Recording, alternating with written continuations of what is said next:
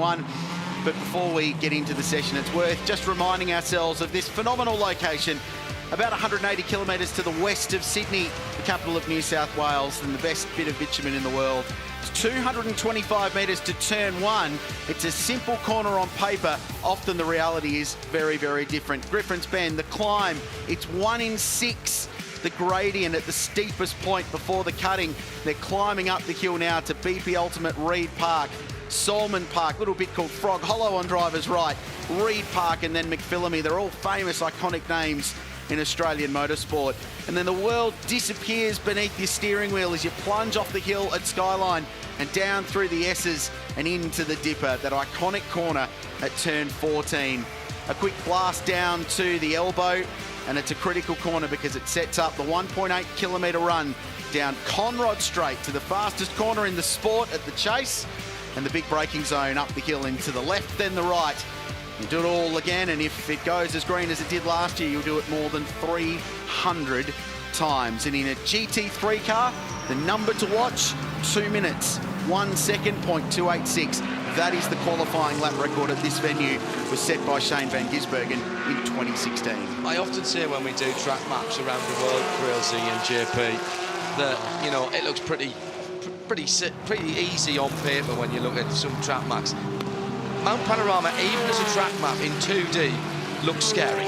It looks scary to me, and the reality is even more so. For so much of this, it's almost like a street circuit, because there is absolutely, Johnny, no room to make a mistake. No, and that was proven by the Kangaroos earlier on. They couldn't escape the track either because of the wall up through the cutting and beyond. Yeah, I mean, it just cowers down on you, this place, and it is high-pressure stakes, especially across the top. A big, almost lose for Lowndesy, I noticed, coming out of turn one there on coolish tyres, and the number one Porsche that did well to straighten up from that.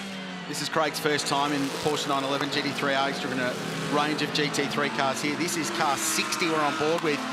On board, yeah, the McLaren 720 GT3, which was quite competitive in practice earlier on today, and Alvaro Parent, former winner, got the car into the 10. This is Ben Varnicoat, the young Brit behind the wheel. Should just explain how this session rolls out. 45 minutes on the clock for qualifying one. Essentially what we're doing here is setting the grid for the Invitational class and the GT4 classes. After this, they're done. We then roll into a separate, shorter session just for the GT3 cars. That sets grid positions 11 back and determines the 10 cars that go forward into the top 10 shootout. The quirk is that as of the commencement of this session, you are not allowed to refuel your cars. So you'll be burning fuel throughout this first 45 minutes, and then you'll burn it through the next lot to get yourself into the shootout. You can make changes to the car in between or during the session, not in between them, but you cannot put fuel in. So the cars, what that means, Johnny, is they'll get faster and faster and faster as the fuel load burns off. Yeah, kind of like a modern-day Formula One qualifying session as well. So that's exciting for us. And theoretically, we're going to see the fastest times, therefore, in the Pirelli Top 10 shootout to finish today's coverage. So Matteo Cairoli across the line in the 912 Absolute Racing Porsche.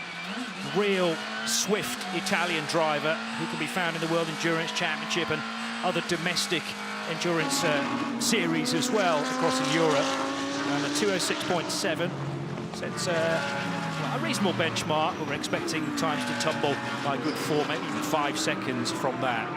We've already talked about the temperatures. It is properly hot in the central west of New South Wales, and it's been a story over the weekend, both from a driver health perspective, making sure that they're looked after in the car, but from a car performance standpoint as well. Straight line speed tends to come down. The car's perhaps not producing as much horsepower, and there's been a little bit of a trend that the turbocharged cars especially have been struggling. And so far, whether it's a direct result of the weather or it's just that these are the faster cars, it's been an Audi, Mercedes, Porsche domination of the weekend, and they are the three main brands with normally aspirated vehicles running this weekend. Yeah, caught a glimpse of the number 7 Bentley, the one that looks far more like the designer intended there as the work continues actually beneath our feet in the number 8, but we're not going to see that, well, until tomorrow, and let's keep our fingers crossed that it can tag on the back to maybe pull off an incredible result tomorrow for the 12-hour. I was just about to say 3 Valvoline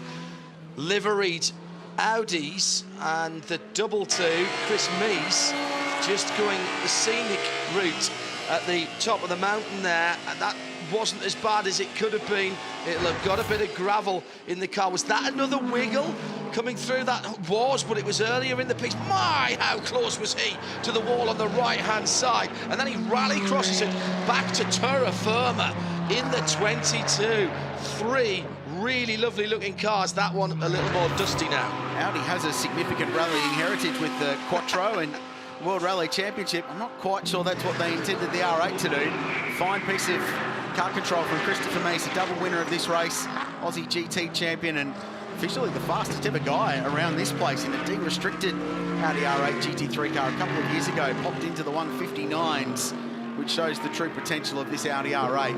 That was a hairy moment, and twice today we've seen moments up there at McPhillamy Park. The Ferrari ended up in the fence. And Aston Martin had a very big lose there this morning, but managed to get away with it, caught the slide, and just had a detour through the gravel trap. So the margins are tiny up at McPhillamy Park in a 220km/h corner where these cars are loaded up on the Pirelli tyre and loaded with aerodynamic downforce as well. Jordan Pepper, the young South African driver in the number 7. Bentley coming to the Little Molly Murray's corner, the final of the 23 turns around this circuit. Jordan, who's been promoted up from customer racing with Bentley and now a full Bentley boy, starting his 2nd season in that very, very pretty dark green car with the famous logo, the Flying B. Let's not forget what's going on in the invitational class as well, gentlemen, because they are setting their grids. It will be locked in. It's the marked cars with the coupes, the Series 2 machines that make up all of the invitation class, and then 2 very significant entries in GT4, one from BMW and one from Mercedes, and we're debuting the new Mercedes AMG GT4 this season. Meantime, showing well under the Little Molly Bridge and down towards the final corner, the 999 coming through. You'll not miss that one in the car park, will you? Raffaele Marcello behind the wheel. Straight up to 9th position there, Krilsey, for Rafa. Exciting young Italian driver who was such a star at this place last year. And that is one of the 3 new AMG GT3s. Bigger grille, slightly different lights, and a lot of difference in terms of how they drive in competition. Porsche trying to go back-to-back here. It's only been done once before, and it was done by their arch enemy within the group of Volkswagen AG, and that was Audi, and they will want to go back-to-back, and they've come mob-handed here this year, Johnny Palmer. Rick Kelly up to 4th place, I notice, in the Aston Martin, the 76 car with the Castrol backing, and Fred Verviche in one of the 3 Valvoline Audis, neatly placed now into 3rd. But Ben Barnicoat becomes the fastest car out there, the McLaren 720S GT3. So the McLaren is one of the turbocharged cars with the 4-litre V8. Looks spectacular, and in 2 very different colour schemes this weekend. And that's by far the fastest lap that a McLaren has put in this weekend. 205.4. No, Alvaro Parent went much quicker than that in practice this morning. No, it was cooler ambient conditions. Still in the 30s, but cool is relative when you've got a weekend like this here in Bathurst in New South Wales. But that's a solid lap. The pace not overly hot as the temperature at the moment, 205.4. Equivalent session last year, they were into the very high 202s and ultimately the low 2s in qualifying number 2. Closed garage door says so much down here in pit lane. We know that behind this one, it's the Bentley team, and M Sport are working very hard to get that car ready, not for qualifying, but for the race, which we've already talked about. But if we go down a garage and the next door neighbours, unfortunately, guys, the news isn't so good. The garage door is down at Hub Auto, and the Ferrari, the rear end damage that they sustained in practice, looks to be, unfortunately, now too much to fix. So while the paperwork, they tell me, hasn't been handed in, this car will be scrapped from the race. So that's 1 Nissan and 1 Ferrari out of action. Meantime, we've got a red flag, and again, it's the top of the mountain that's claimed another victim, and again, it's one of the Audi Sport Team Valvoline cars. This time, not the 22, but the 2, and Frederic Verviche is off, and he has made contact with the wall. Yeah, this might be another late-night Bathurst repair to go into the record books. He's gone off at high speed, big plume of dust at the top of the mountain, and through it came the very pretty Audi R8. Great new livery with Valvoline continuing their support of this team. Troy Russell and the team at Audi Sport Customer Racing Australia have got 8 factory drivers in Garth Tander this year. So it's the second car in queue, and it's an oversteer issue. So he's turned the car in, the rear's broken away. And a lot of drivers have been complaining about oversteer, about a nervous race car all weekend. These hot conditions, the way the tyres are moving around and the downforce on the car, they're snapping into oversteer. Remember, 220k plus. Absolutely nothing Bathurst could have done about that. Remember, part of the balance of performance is ride height, so you don't get necessarily the choice that you want, and that was gone early as well. Maybe even round about the same place or earlier than we saw from Chris Meese earlier on. We've seen now 4 cars have a big wiggle at exactly the same point of the circuit. The 2 Audis, however, losing the back end earlier in the piece from what we saw with the Aston and the mid-engine Ferrari earlier on. I'm genuinely surprised that the Audis are struggling over there, because they have been the masters over the top of the mountain in recent years. But I think that's an indication of how tightrope the Audi guys have had to go from setup point of view. Would you pull me out and I try to drive back? It's off. Fred Ravish having a chat with our track services guys. Well, that's interesting because... I need to try to go back if it's possible, so can I at least try?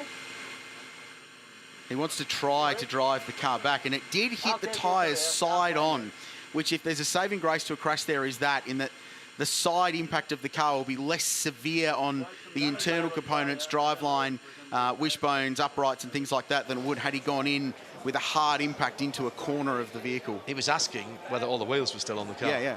And I think the answer came that yes, it was, but I think there's a right front. It's not a hard impact, he said. Well, I'll tell you what, wait till he sees the onboard later on. But it looks to me as though there's right front steering or suspension damage on that car. That might take him a little time to come down. And what the worry is from the track services, and thanks to all of our more than 300 volunteers this weekend, is that he'll shed other body parts or cause more problems on the way back down. Red flag in Quali 1. Dries, Frederick is doing a really good job trying to convince the marshals that he can drive the car back. What's it like when you go from being the fastest car in the last session to watching your car sitting in a sand trap? It can always happen here. I mean, Freddie was doing a good job till then, but I don't know what happened. We have to check. But I mean, hopefully he can convince them to come back, and then we still have a second session where we can take part. So it's going to be hard, but it's not over yet. Good luck. Thank you. Certain sense of resignation there, wasn't there? And Vavish is out of the car. And you've got to... Drivers are hopeful, have hopeful little hearts, Johnny Palmer. And I've been in that position before where you think, I can get it back, I can get it back. But even if you can, it's just going to take more time and potentially cause more issues bringing it back down. I mean, it was just gone from the moment he came over the rise and turned that car in. Strange, because earlier on today, I mean, maybe just down to track conditions, but Dries Vanthoor in the very same car did a 2:03.4, which is a lot faster than we're going right now. But yeah, maybe because it's so hot up there that the asphalt's not offering the grip. Remember, they're also carrying a full fuel load as well, because you're not allowed to refuel during qualifying, so you're burning that fuel off. Now, that's interesting. He was off the gas that time when that car spun. The ones that we saw earlier, certainly the Aston Martin and the Ferrari, they were back on the throttle, but that was lift-off oversteer there, which is an absolute nightmare. That means when you've come off the gas, normally when you're on the throttle, the car is sitting at a relatively stable platform. He's come off the throttle. It changes the dynamics of the car and the weight transfer of the car, going away from the back end and onto the front just as he's turning in, and the back end comes around. Which will be more pronounced because it's got more than 100 kilos comfortably of fuel parked in the fuel cell, so the balance of the car will change because of that. And that's something we'll talk about tomorrow, is the race cars changing over the stint as they burn their fuel and get towards their next pit stop. The handling changes with that. So perhaps that's caught it out, but we've seen all weekend that the margin there, it's already tiny in the first place, but this weekend it has been razor thin. If you're slightly wide offline, at the turn into McPhillamy Park, past the McPhillamy Park gates on driver's right, you are off the road. And you either get lucky and you drive through the gravel trap, or you experience what happened to Fred Vervees and end up parked in the tyres. So 4 or 5 cars at least have been through that gravel or worse with that oversteer moment. Oversteer is when you turn the wheels and the car wants to turn more than you do. So in the old parlance, rally driving friends of mine, Michael Wilson actually is down there, too much oversteer is when you hit the tree backwards, and too much understeer is when you hit the tree forwards. That's Everyone could understand that, can't they? That's how it was explained to me back in my rally co-driving days. And rally drivers like Malcolm always put it in co-driver's side. That was the other thing. It was always going to be your side. It is interesting how when Luca Giotto went wide earlier on today in the Aston, that being a front-engine car, though, it didn't rotate. It just went wide through the gravel and he was able to recover, whereas the Ferrari has gone backwards into the barrier and the Audis look very skittish as well. They swap ends because they're mid-engine, perhaps. Like the Chris Meeks one where he went through, he was so close to the wall on the right-hand side.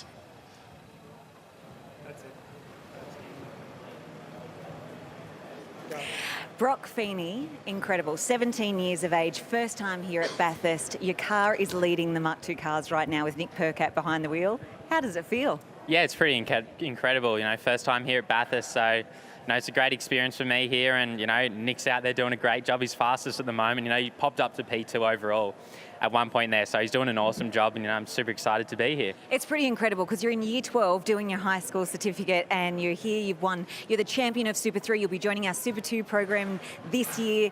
Life's good right now. Yeah, it's incredible, you know, and then for this opportunity to pop up so late as well is great. So, you know, busy year ahead for me, year 12, Super 2, and this weekend as well. So I'm really looking forward to it, and it's great to lean off Nick this weekend and learn for everything. Nick given you any great advice for the mountain? Yeah, he's been great. You know, he's won here before, so he knows all about it. So he's been great this weekend. You know, been working through it the whole weekend. So he's been really good. And, you know, got 12 hours of racing tomorrow, so I'm sure we'll learn plenty then as well. It's great. All the best. You're doing fabulous. No worries. Thank you. What were you doing at that age? Oh, it's completely and utterly useless. No hope of driving a racing car. The Fiend, he's a superstar in the making, young Brock Feeney at 16 years of age, racing in what was the Super 3 Series last year and winning races under the tutelage of Paul Morris. To deal with Tickford Racing this year. He's a bright young star of Aussie Motorsport moving forward. Now, we do have the opportunity to extend this qualifying for 10 minutes. We're eating into that at the moment. The clock is still stopped. We'll keep an eye on that. Been such a bruising start to this year's Liqui Moly 12 Hour. We're not even got into the race yet. This is one of the cars that has been officially scratched. And what strikes me about this when you come and have a look at it is it's back together. It's completely back together. Sans a couple of very aggressive-looking rear taillights on this car. Now, come back around the end of the GTR, and if we have a look in here, you can actually see still some of the chassis damage, though. So it's a little window into pain here as to exactly why this car has been pulled out of the race. So it's a real unfortunate thing because it only grazed the wall yesterday at Reed Park, but it was enough to unfortunately cause those chassis rails to get damaged. Now, what you've got to remember, these cars are essentially built up from production scale cars, so it's essentially a road going chassis. So while Australian motor cars that we see here racing typically at Mount Panorama can take a bit of a rear whack like that, it is a lot harder to get a GT3 car back on track because they do sustain quite a lot of chassis damage, and that chassis is made to crumble like that to protect the driver. I just wanted to give you a look at what it looks like in the other car. We've got JP de Oliveira in the car right now. So this is what we're talking about: roll cage, chassis, everything complete here. A very hot day in there for JP right now, but the Brazilians, I'm sure, can deal with some pretty hot weather down here. So, unfortunately, we did see one of the Nissans get scratched from the race. We do have this car, the sister car, and the solo entry as well down further up pit lane, which has Brody Kostecki in it. Looking forward to seeing how he goes. He's a young, up-and-coming Australian driver. But the big shame there is so many Aussie fans love seeing Katsumasa Chio, but no Chio this year at the mountain now. One of the most amazing things to watch is when disaster strikes, how the crews respond. Bentley, for example, down right now trying to fix the number 8, very calm in that garage. No yelling, no screaming. Same thing for Audi, the Team Valvoline. As soon as they saw the number 2 in the fence, they went to work. How did they go to work? Well, they started watching our pictures to see what spare parts they would need. Keep in mind, there's no car in this garage right now. we've got a brand new splitter. We've got an entire new drive shaft and upright, an entire system of hub and everything ready to go on the right front of the Audi when it does make its way back. We've got more boxes being unpacked off to my left where driver's assistants are there. We've got new hubs there potentially for the rear. They've got more boxes back in the truck. They've been using our pictures to figure out how to fix their car because time is of the essence. And one great thing about Audi and their commitment to this event, Creelsey, with Audi Sport Customer Racing, and the man at the head of that, Chris Renke, is here this weekend over from Germany, showing just how important it is to them. The commitment is that they bring 3, 4, 5 parts trucks to these events. Yes, the team will have some of their own spares, clearly, but for maybe the bigger items, if there's a gearbox or something like that, they can go and knock on the door and get one signed out. Well, it's helped even more so by the fact that the Valvoline cars are the factory Audi team in Australia anyway, so they just wandered back to their truck. You saw just before we heard from Chad Nailon down at the damaged Nissan, and sad to see that car out. You saw Troy Russell, who's the team boss down there, marshalling his troops, calmly going about a briefing, going, right, this is how we're going to attack it. The moment that car gets back, they'll go to work. And while we won't see it again today, that car will be able to take the start to the motor race tomorrow morning. And while this race hasn't been won from the back of the field, you can certainly have a go. And at Mount Panorama, you just need to be in the game for the final hour and get to the checkered flag. One of the extraordinary things that we celebrate about this event is the diversity of lots of different types of machine. We've got 11 different brands of GT car here this weekend. I'm standing alongside the Mercedes, the AMG factory entry that's also being run by 888 Race Engineering. This is in fact the car that they've been running in the Asian GT Championship. 6.3 litre fuel injected V8. One of the curiosities about the way in which the GT cars balance their performance is what we describe in supercars as parity. They use a different formula to try and make sure that the competition remains even. So they play with the weights of the car, and all of the vehicles up and down here, the McLaren, the BMW, the Mercedes, the Audis, the whole lot, they have varying levels of weight that they're carrying. They also play with the fundamental, which is the amount of air that goes into the engine. So if you mess with that, you can keep things even. And inside the garages at the moment, SRO, the people that manage the series, are keeping a very close eye on the way in which they're all performing relative to each other. They make adjustments to that weight race after race and year after year. They make adjustments to the amount of air-fuel ratio that gets into the engine. And they also play with the amount of fuel that comes down from the towers as well, and they restrict or open up the fuel flow for the stops. Jamie Whincup's in that car at the moment. Qualifying's about to get underway once again, but isn't that a cool machine?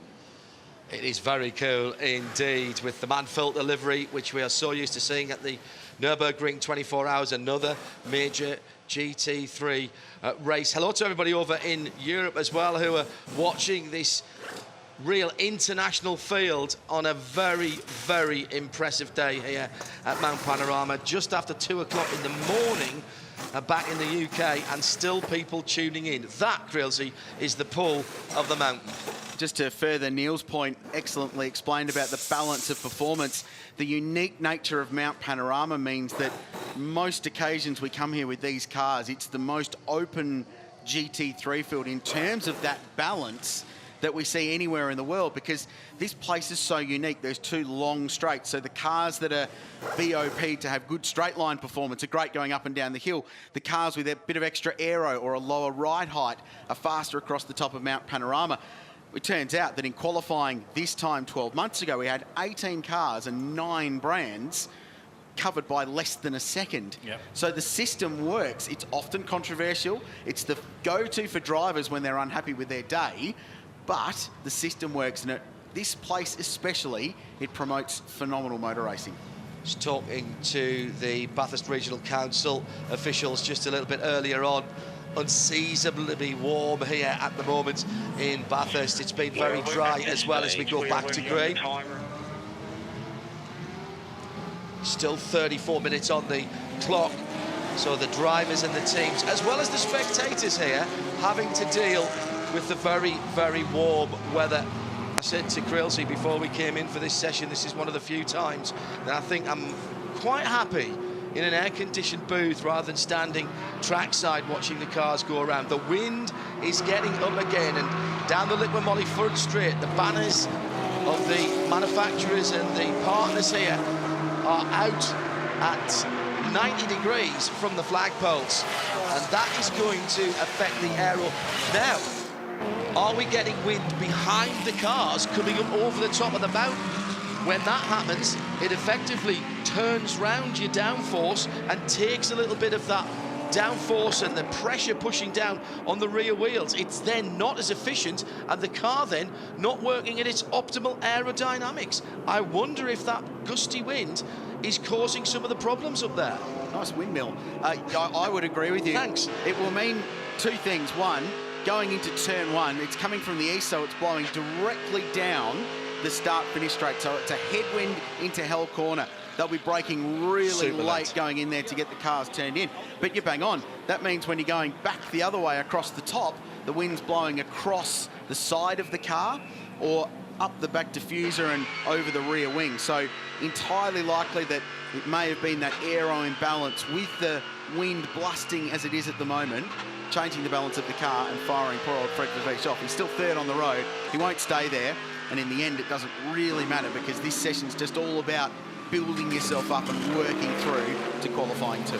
I'm indebted to a number of people who are tweeting in from around the circuit as well to give us little updates. The 63 Ferrari that was so good early on, still sitting on its jacks, no wheels on, and I don't think we saw it in that first part of the session there.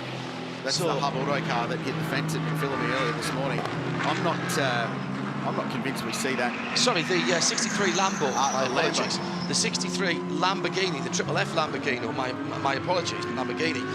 That's sitting there. I wonder if they haven't fully fueled that car and it's just sitting and not risking coming out until it needs to. Entirely likely. Wrong Italian manufacturer there. I'm overly excited. That's all it is. The Italians will write in about that. Hashtag B12HR if you're displeased with that comparison between the two iconic Italian brands. Yeah, entirely likely they're playing the game. This is live at the back of the paddock now.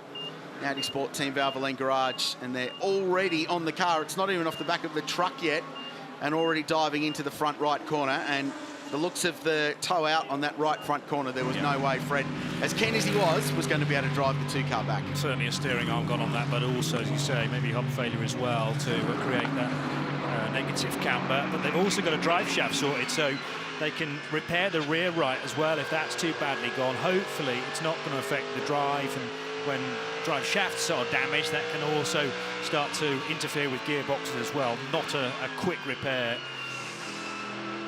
So getting back up to speed here.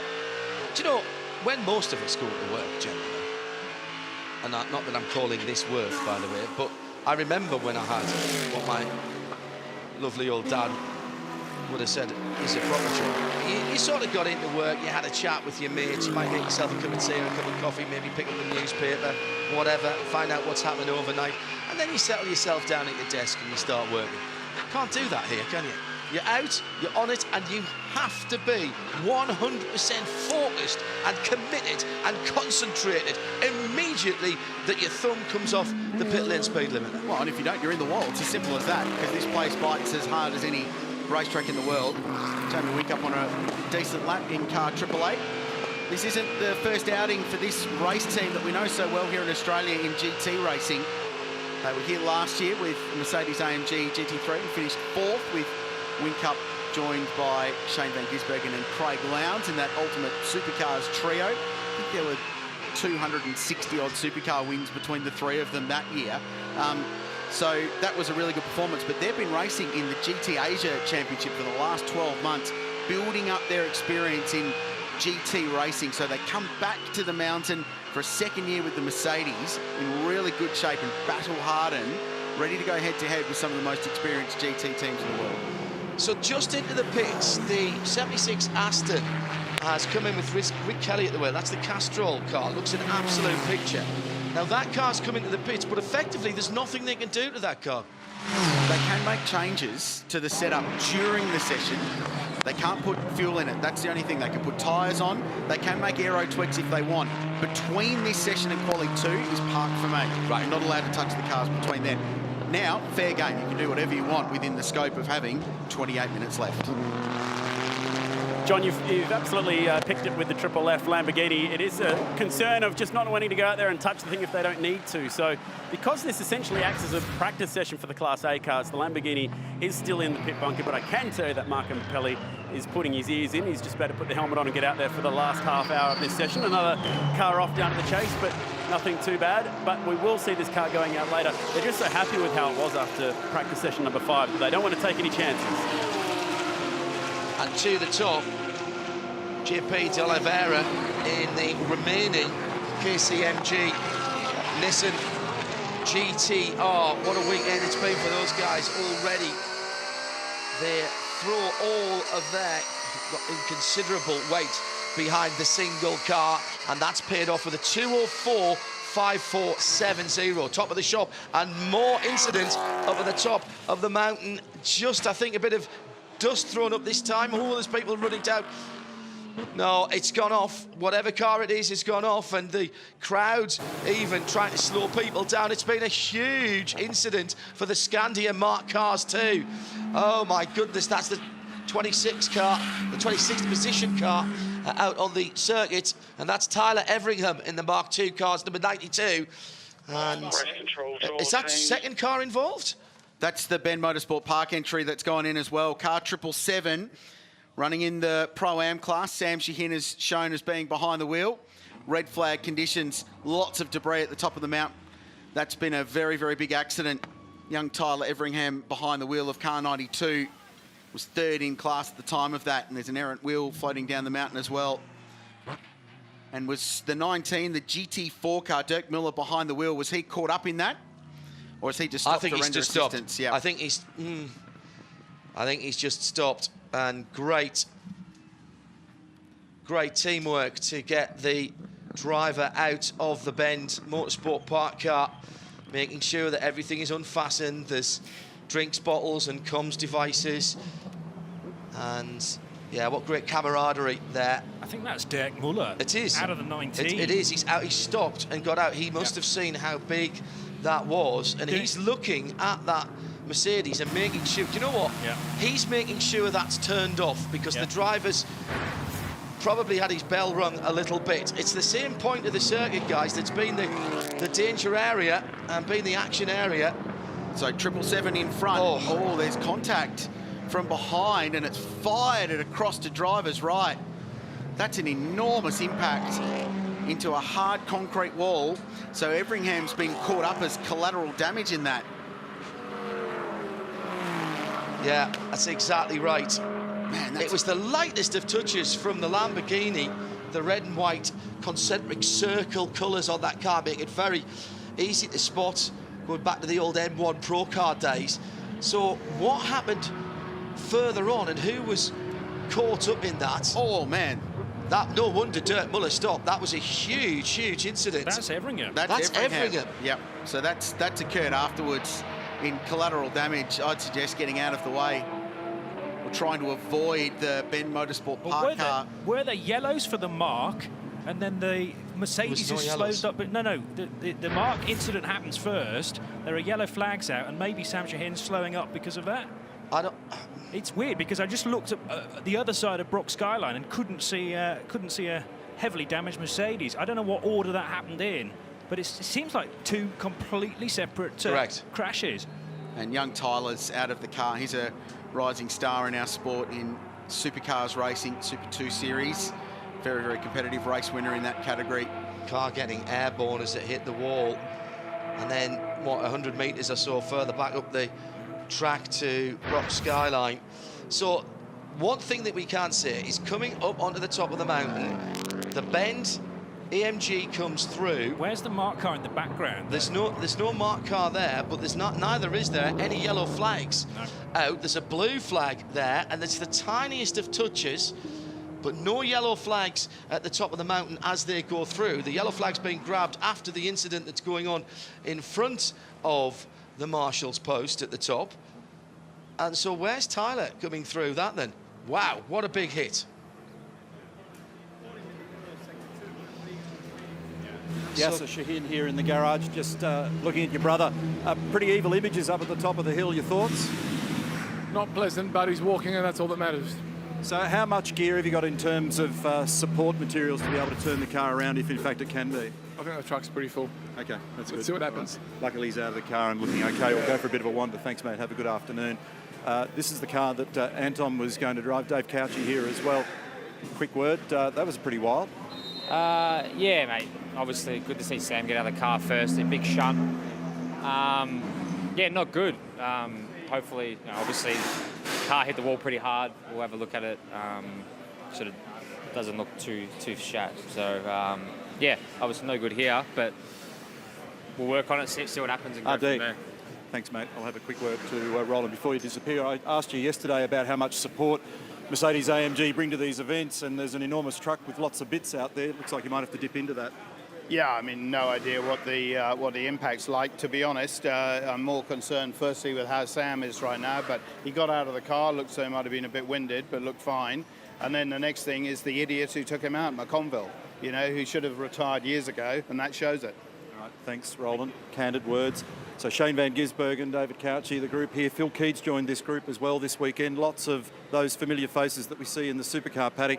Sadly, a lot of work to do in this side of the garage for the balance of the day. Nick Percat, you would have just driven past that for your teammate that had a very bad accident just then. What was that like? That was full on. So Tyler was behind me on road.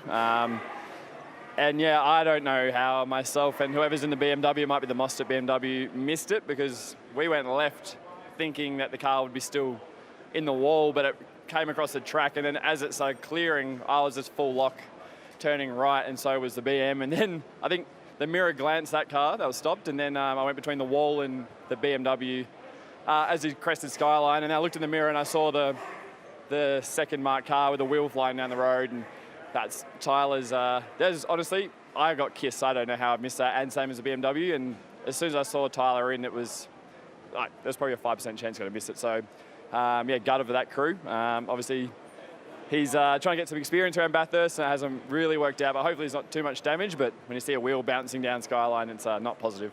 Absolutely. I mean, thank God he's out of the car and he is okay. For you, Nick, you're leading class. You're actually 14th outright, and I think your first sector is like the third fastest out there. So there's some positives for your car. Yeah, our car's been really good. It's that's the first time we put new tyres on it. We ran the whole of yesterday and this morning on the same set of tyres, so it was nice to have a bit more grip and have a bit of a crack. But yeah, it was. We're only allowed to do a 205.0, so my goal is to do a 205.000. So, yeah, I think we're tracking on then. It was like the predicted lap was saying it was going to be a mid-4, so you have to start backing it off during the lap. But, yeah, to be honest, the lap times are relevant. Hopefully Tyler's all right, and the Merc guys, and, yeah, it's messy. Absolutely. We've got the highs and lows of motorsport in this garage right now. Yeah.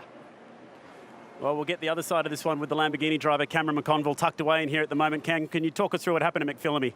Yeah, look, I feel sorry for Sam. He's a great guy. I honestly did not mean to touch him. I went to go under at the grade. I had my flashes on and he turned across, so I got out of it, didn't want to make contact. Then we came out of Skyline, and as I went to pull left to pass him, he just hit the brake. So at first I thought, why are you brake testing me there, But I went to go right, he went right. So as I pulled left, he just touched the brakes, and unfortunately I just collected the back of him. But absolutely feel terrible for those guys. I feel sick in the stomach. I didn't mean to touch him. It was just that little dab of the brakes. As I went left, it just collected the right rear of him. So yeah, I sincerely hope he's okay. He got out of the car. Emotions running high. He copped a bit of a spray from Roland Dane a few garages down. Do you feel like maybe you have to go and have a word with those guys? Oh, of course. Roland's a much more powerful man than me in pit lane these days. So as I say, I'll go down and apologise sincerely. I didn't mean to touch him. I honestly didn't mean. If he hadn't have touched the brakes, just as I guess I zigged, he zagged, I wouldn't have made contact. So yeah, 100% feel sorry for him. Of course, I'll go apologise, but it's one of those things, unfortunately. Thanks for the chat, mate. Very candid as well. There's a little bit of damage to the left front of this car if we go around and check out the front splitter, but they've been able to, at Wall Racing, just patch this up with a bit of tape, so this car is good to get back out there. Right, let's try and put this together then, gentlemen, as the sorry sight of a marked car's seeing bits of the car we're not really wanting to see. The good thing about that is that is a purpose-built racing car with a tube frame. So, coming over the top, the first contact is the lightest of contact that you heard Cam McConville there talking about. That sends the Bend Motorsport Park GT3 into the wall, the AMG. Then it's carnage going on behind. What it's difficult to see is the rest of the cars going through the gap because of the dust cloud. But all of the spectators know that there's something going on. And in that dust cloud, we think 3 cars at least. There's the BMW going through and got through the incident. And then there's a couple of other cars that come through, which includes Tyler Everingham. There's no dust in the back. Yeah, But there's the BMW and the Mark car coming through, and they were behind it. And then Everingham comes on the scene, and he's collected the Mercedes AMG that as it's bounced out from driver's right. Yep, I'd agree with that. And it's caused massive damage to that Mark car, and it launched itself up onto the fence. So this is Tyler jumping out of the car. We see this shot initially. Turns it off. As it played out, yeah. Turns it off, does exactly the right thing, and then he extricates himself from the left-hand side of the car, and he's winded. Yeah, well, the real problem is his side of the car that's taken the pounding. Now, here's Sam Shaheen being helped out by Dirk Muller. The 19 car has pulled up and stopped. That wasn't a part of the accident, but he would have seen the ferocity of the impact, the secondary impact between the Mark cars and the already stranded Mercedes-Benz AMG. And he's stopped the car and got out.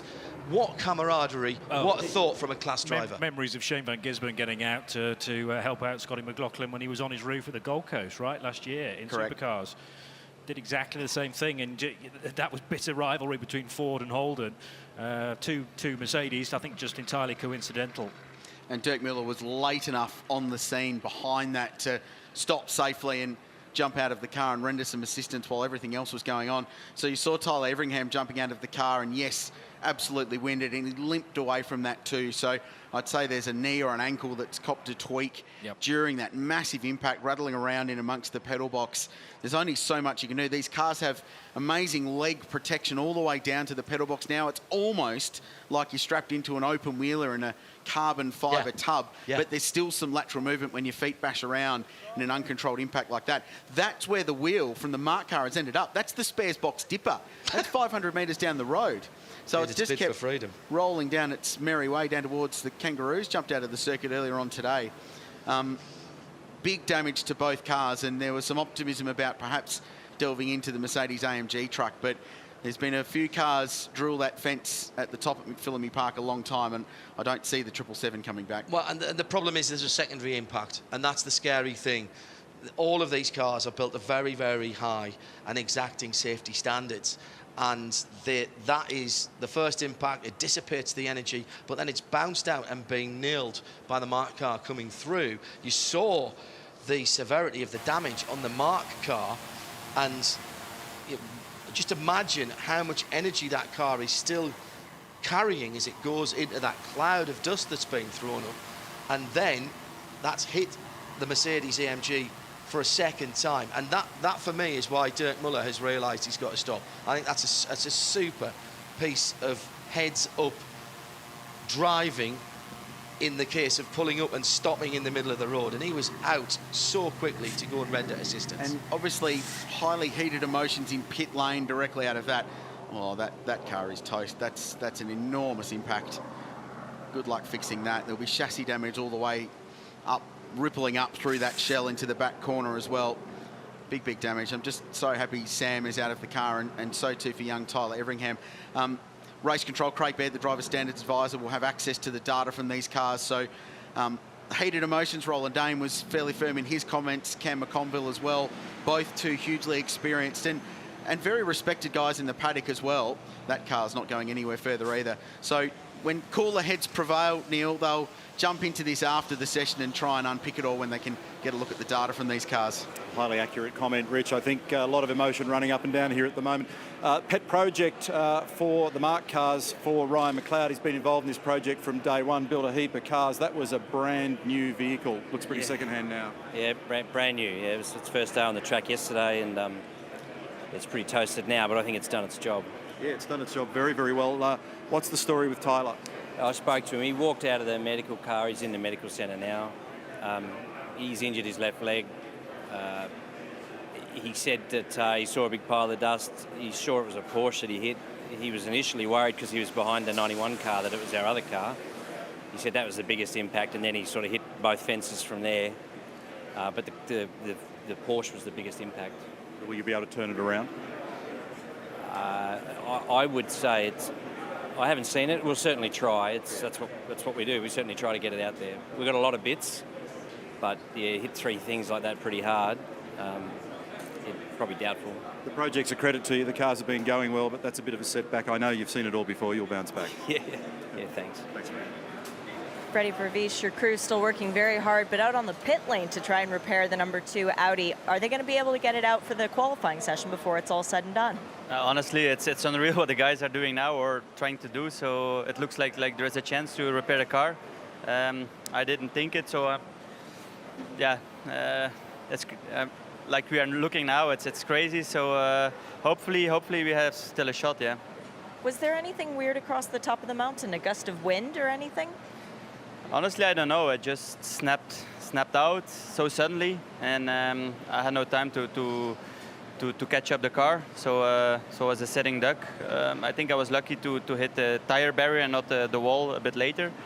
Our sister car went off as well, but he kept it on track or kept it out of the tire stack.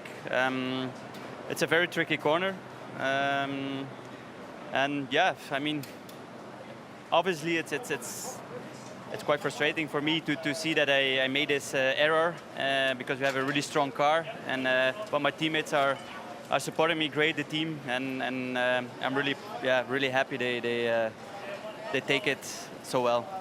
It sounded like you were already off the throttle at the point coming across Skyline, though. I mean, there's not much else you could have done. No, it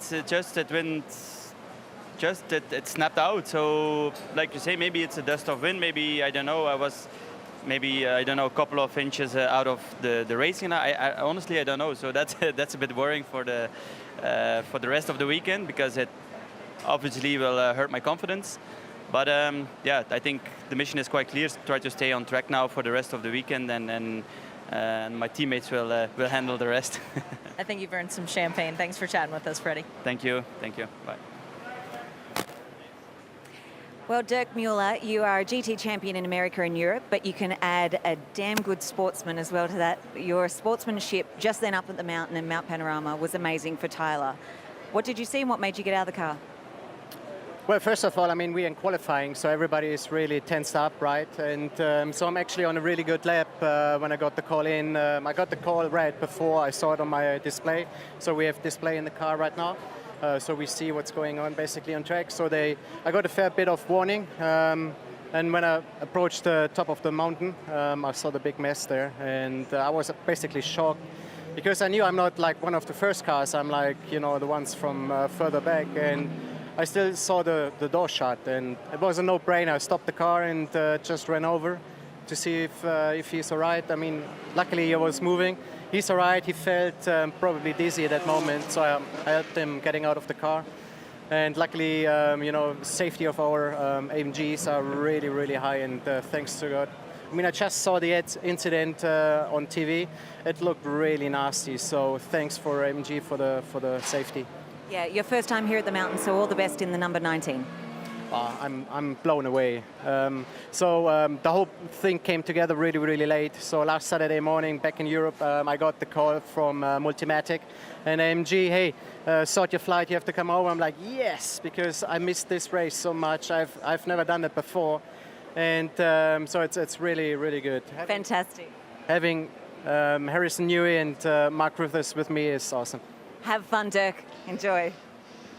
Sportsmanship at the very highest level and a camaraderie there, but then the presence of mind, guys, to look at the car, see if there's any fire, and go in there and start turning things off. It's the same model of car, so he knows where everything is there, goes to the driver's side, goes to the passenger side, and he's then even pointing to the marshals to say, guys, have a look at this, we've got fluid coming out of here, I don't want this to get any worse than it is. Had the presence of mind to do that, which, to be honest, if you've just had a crash like that, the driver coming out may not have done. Brilliant stuff from Dirk Werner. He might have won the 2016 Le Mans 24 Hour, but he's won the 2020 Good Bloke of the Year award Spirit of the that, race right there. Stop 100%. the votes right now. There's no point, because that's extraordinary presence of mind to be able to do that. Particularly, as you heard Dirk saying, when you are absolutely revved up to the max on a qualifying run, and he's on a good lap, and then he has to switch that off immediately and go into a different mode. Interesting, gents, that he talked about a system that was introduced at this race to the Australian market for the first time 12 months ago, following a massive crash that ended the 2018 race. It ended under a red flag with about 40 minutes to go at that unsighted blind part of the racetrack. And he talked about a warning light system. Well, that was introduced to Australia for the first time at this event 12 months ago. It's back for its second year. It's basically a series of flashing lights. Qualifying one has been converted to a time certain finish of 13:55. So confirmation, 24 minutes left or so in the session. Call it 27. Maths isn't a strong suit. So the warning lights have done their job. That's a terrific thing. So he'll get bright red lights in front of his eyes. That's instant notification to jump out of the throttle. Safety features are doing their job and protecting other drivers. Krause, you mentioned at the beginning of the session that all these cars are going to be full of fuel, because the fuel you carry in this session is what you carry through to the second qualifying session. Now, here's the interesting thing. They've only done between 6 and 8 laps in this session so far because they've had so many stoppages and lengthy red flags. The cars are full of fuel still. They've got too much to what they wanted to go through to Q2. So watch how many cars get out there now and just try and burn off as much fuel. Now, remember, Johnny said it earlier, that Lamborghini's not been out yet because they didn't want to put themselves in this scenario. So when we get through to Q2, that might be the lightest car out there. It's a very good point, Chad, actually, and all of a sudden they're looking smarter than the average, aren't they?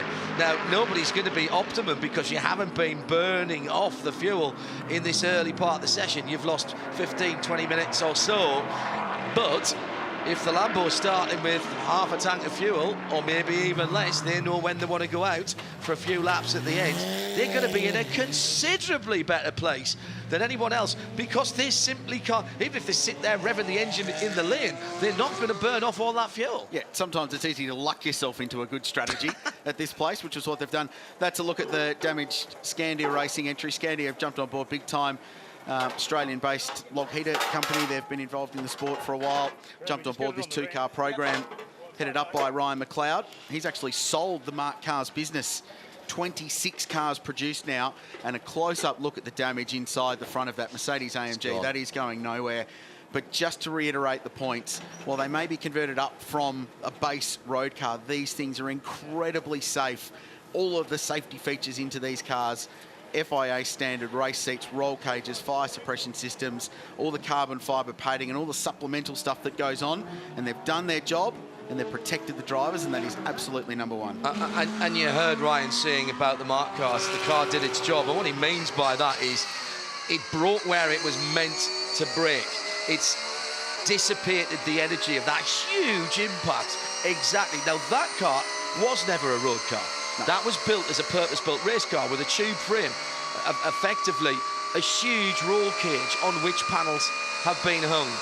And that car you saw with various parts of the tubes in very unnatural angles, particularly around the front end. But again, the driver was absolutely protected and able to get out of the door opening, which had not been, there was no incursion into that door area. And we're here, by the way, that Tyler Everington has been to the care centre here, complaining of some pain in his leg. We'll get a proper update on that when we can. But all around, in terms of the safety of the cars, they look a bit second-hand now, and we probably won't get either of them back. But, JP, that's exactly what those cars are meant to do in such big accidents. Yeah, and safety should be the defining factor when you're designing a car. Yes, they're deliberately made to look like the road cars. I don't think there are many common components, maybe the headlights and the rear light clusters, but otherwise they're so strong, these cars, particularly the Mark machine, and it stood up to the test brilliantly well. And we wish Tyler Everingham all the best as we receive more and more news throughout the rest of the day. Mathieu Jaminet on the ragged edge, which is brave considering the amount of coolant that will have been spilt at Brock Skyline. The marshals, I'm sure, have done a good job in soaking that up, but he's just about one of the first guinea pigs out there to test the grid.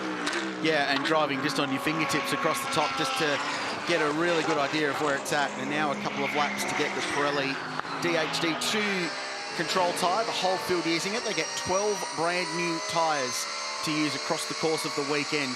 No previously marked tyres or tyre bank rubber. It's brand new, 12 sets for every car across the board. And when does that start? From free practice That's from free practice 1, 100%. 12 new sets of tyres. That's not a lot of rubber for a 12, and that goes into the race as well, of course. 48 tyres. Yeah, 12 sets, 12 times 4. Yeah, not a lot of tyres. So you're not going to be able to put a brand new set on every time you come to the lane during the race on Sunday? Well, it depends how you play out your weekend. You might use the same set of tyres over a couple of practice sessions or one set of tyres in qualifying, which is unlikely.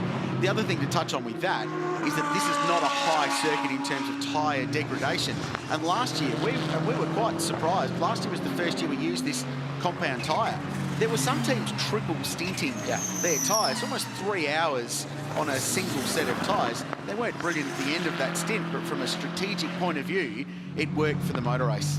So it's Nismo Nissan GTR at the top of the timing and scoring at the moment with a 2:04.547. Then Chaz Mostert in the BMW M6 GT3, the number 34 car. Then the first of the Audis, Kelvin van der Linde, the 2:22. They're split by just half a second at the top of the timing and scoring serial there on the left-hand side of your picture. The best of the Mark IIs, that's the invitational class, and remember this is their one and only qualifying, is in 12th position, and that's the Nick Percat, number 91, and a very, very competitive time for that.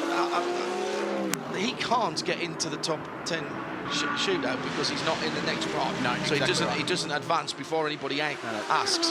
They're done and done at the end of the next 18 minutes. So I'm sure people will be looking at that inside the top 10 at the moment. No, just put that out of your mind at the moment. It's only for the GT3 cars, and that will come. We will split off the top 10 at the end of the next session. Yeah, times are cleared from this one for the GT3 cars. It's only GT4, the invitational class, the grid we set from this session. Kelvin van der Linde, very, very fast South African driver.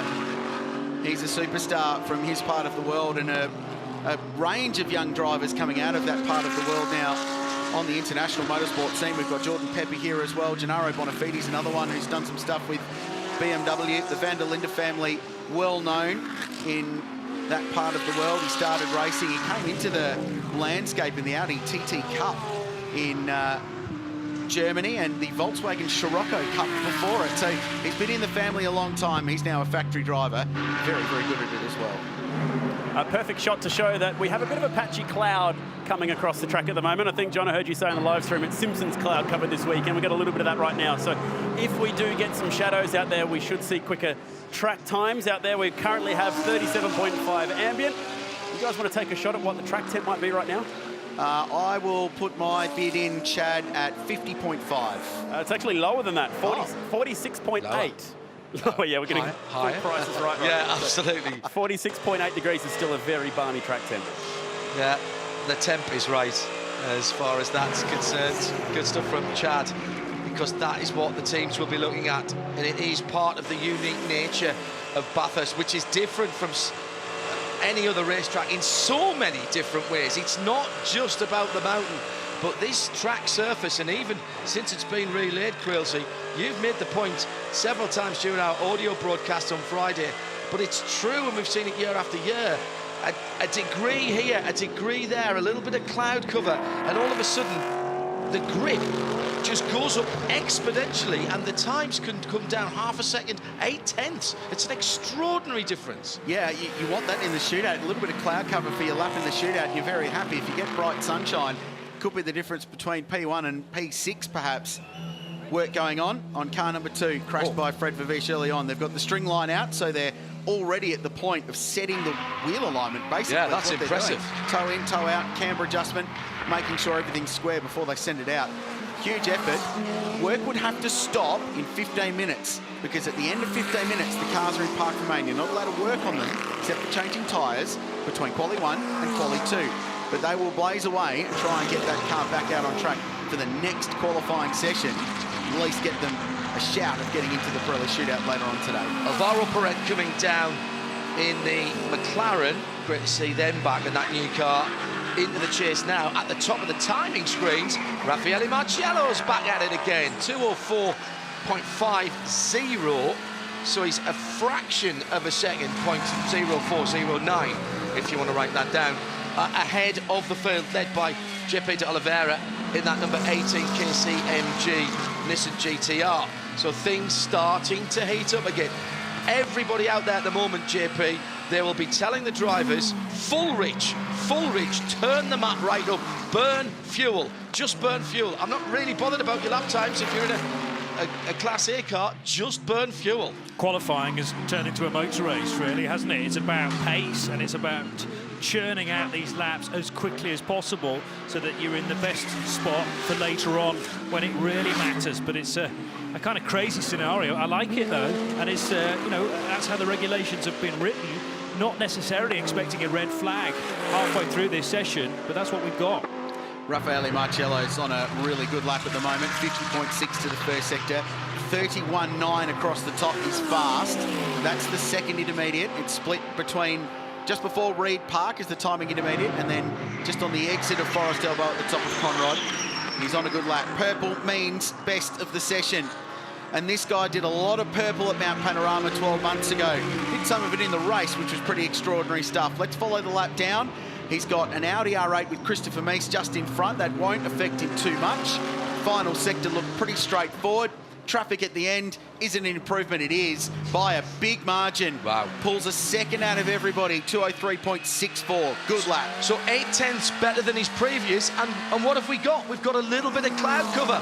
So when we were talking about that, and you guys were saying, we were talking about that, we said it might be worth 8/10ths. And I'm sure people at home will go, no, don't be. It's just the unique nature of this place. Something else to note as well, guys, by the way, while some guys are out there, some cars, including Kelvin van der Linde, already done a dozen laps. Mathieu Jaminet in the 911 Porsche has done 13 laps. Marco Mappelli has just gone out in the Lamborghini Huracan number 63, which was sitting on pit lane. We think without a full tank of fuel, he's just done his first lap. The plan has changed at Earl Bamber Motorsports. We were told that Craig Lowndes would drive this session and that it would be Larry for the A-only session coming up next. Well, they've decided that there's a little too much fuel in the car, so let's stick Larry in, see what fast lap times he can do, and tell him to go map 1. It's full qualifying time now for the number 1 car. Probably not worth it. Yeehaw, I say. Let's see how fast it can go with one of the best in the business, the Belgian who was on pole here several years ago in an Audi, now Porsche bound. He's very good at it too. And remember, Rich, what we've been saying about Bamthor, Earl Bamber and Lawrence Vantour in the American series in which they race the IMSA WeatherTech Sports Car Championship. It is Larry that is the qualifying specialist. He did it all of last year en route to the Drivers' and Manufacturers' Championship for Porsche. He set the car up the way he wanted it to do the fast lap in qualifying. So he's out there now. We always thought he would qualify. He is going to qualify, but he's out there getting even more feel than perhaps he thought he was going to, and he will be absolutely ragging that car across the top and everywhere around Mount Panorama. I'm completely okay with that. That's fine for my Saturday afternoon. I'm Richard Crail and I approve this tactic. I endorse this tactic. Just saw Marvin Kirchhofer come into pit lane in the number 62 car from R Motorsport. That's the livery that was on the car in the thick of the action here 12 months ago. Jake Dennis, who drove it so superbly, is now in the Castrol back car with Rick Kelly and Scott Dixon. Right, Lambo time. Approaching a Nissan GTR at a great pace across the top of Mount Panorama and bottled in behind, so this lap won't be worth too much for young Marco Mappelli. I don't think the GTR could see the Lambo out the rear mirror on that car. It's just a rear wing, and the Lambo's so low compared to the GTR, which has always been the biggest, most, not ungamely, just physically large GT3 car. It's up there with the Bentley. Yeah. I'm not sure he could even see him coming. Speaking of which, the Bostik Audi almost showing room for the 59 McLaren, but then thinking better of it, heading to the fastest part of the circuit now as well, the entrance to the chase. And really, that McLaren, with Dominic Story at the wheel, wanting to get by for track position, but has to back off and allow the Bostik Audi away into the distance. Well, this is another interesting story that will affect the Pro, or the Class A qualifying session, Quali 2, that's coming up very, very shortly. Is that Dom Story is in a silver class car. and we've talked about it all weekend and written about it all weekend, it's only class in name only. It's not a car performance differentiator between the GT3 cars. It's purely down to the drivers you've got. If you've got one absolutely brilliant Gunworks driver in your car, it can make the shootout. It can qualify on pole. It doesn't matter if it's pro class, it doesn't matter if it's pro-am or if it's silver. So Dom Story is in silver class, 5th outright in the number 59 McLaren 720. There'll be more of those. Yes. The fastest Porsche all weekend so far has been Ben Barker in the Pro-Am Grove Group Porsche. And I'm almost convinced that they'll be in the shootout because they've just been so fast in every session so far. Here's Van der Linde. This has been a very good lap. Middle sector, fastest of anybody in the session so far. He's on course for a personal best. Is it session best? Well, it is for the car. Not for P1 though. P2 stays where he is. Still 6/10 of a second behind Raffaele Marciello. A very good lap in the Mercedes AMG. And just because you mentioned Ben Barker, Benjamin, to give him his full title, that's number 4 Grove racing car, the Porsche, the red and white machine, 16th at the moment in the pits, best time of 2:05.8. At this point, that's not important, because remember, this is effectively a practice session for the cars at the front of the field who will go on into qualifying 2, and that's where we'll set the benchmark and find out who are in the Pirelli top 10 later on this afternoon. Wow. Ah, this is brilliant news. What a fantastic job. All right, helped by the fact we had a red flag, yes, and they used that time, but I, talked to people right up to including, if we're talking Audi, Reinhold Jost once said to me at Road Atlanta, for a Petit Le Mans, I'd rather be lucky than good. He was rather quite a lot of both of those. And they've made that, they've turned it around, Rich, and they didn't skimp on anything, that we saw them stringing it up to get it right. It'll be a couple of laps probably, just to make sure everything's bolted together. Then it'll be a phone call to the driver and how are you doing? And then, right, well, let's have a go, shall we? That's fantastic. I love professional racing car teams. When they get down to business, fixing a racing car that they know can be fixed, there's nothing better to watch. They are just extraordinary, and well done, Audi Custom Sport Racing Australia. Car 2's back on the road. Have they put Fred Vervief back in? Get back on the horse straight away. Almost, I would think almost certainly, yes. Fred Vervief is out. 21st position for that car as it stands at the moment. 2:06.0, the best time alongside it. That will change. We're watching Nick Percat, Johnny, and you and I have just looked at the timing monitor and gone, yeah, interesting, because Nick's done a 2:04.85 in this car, and he's not allowed to do that. No, but he put him in a great position when he did it, 7th place. But yes, you're right, there's a kind of delta time that Nick's got to stick to, and that therefore will have to be deleted. Will there be a penalty he's got to cop as well? No, in qualifying, the time is just deleted, and whatever he set prior to that will revert. We saw this 12 months ago, the team did the same thing. He's just having a bit of fun right now.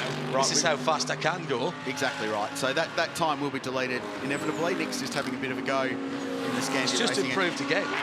He's just improved again, hasn't he? He's just done a 4.8. Fantastic.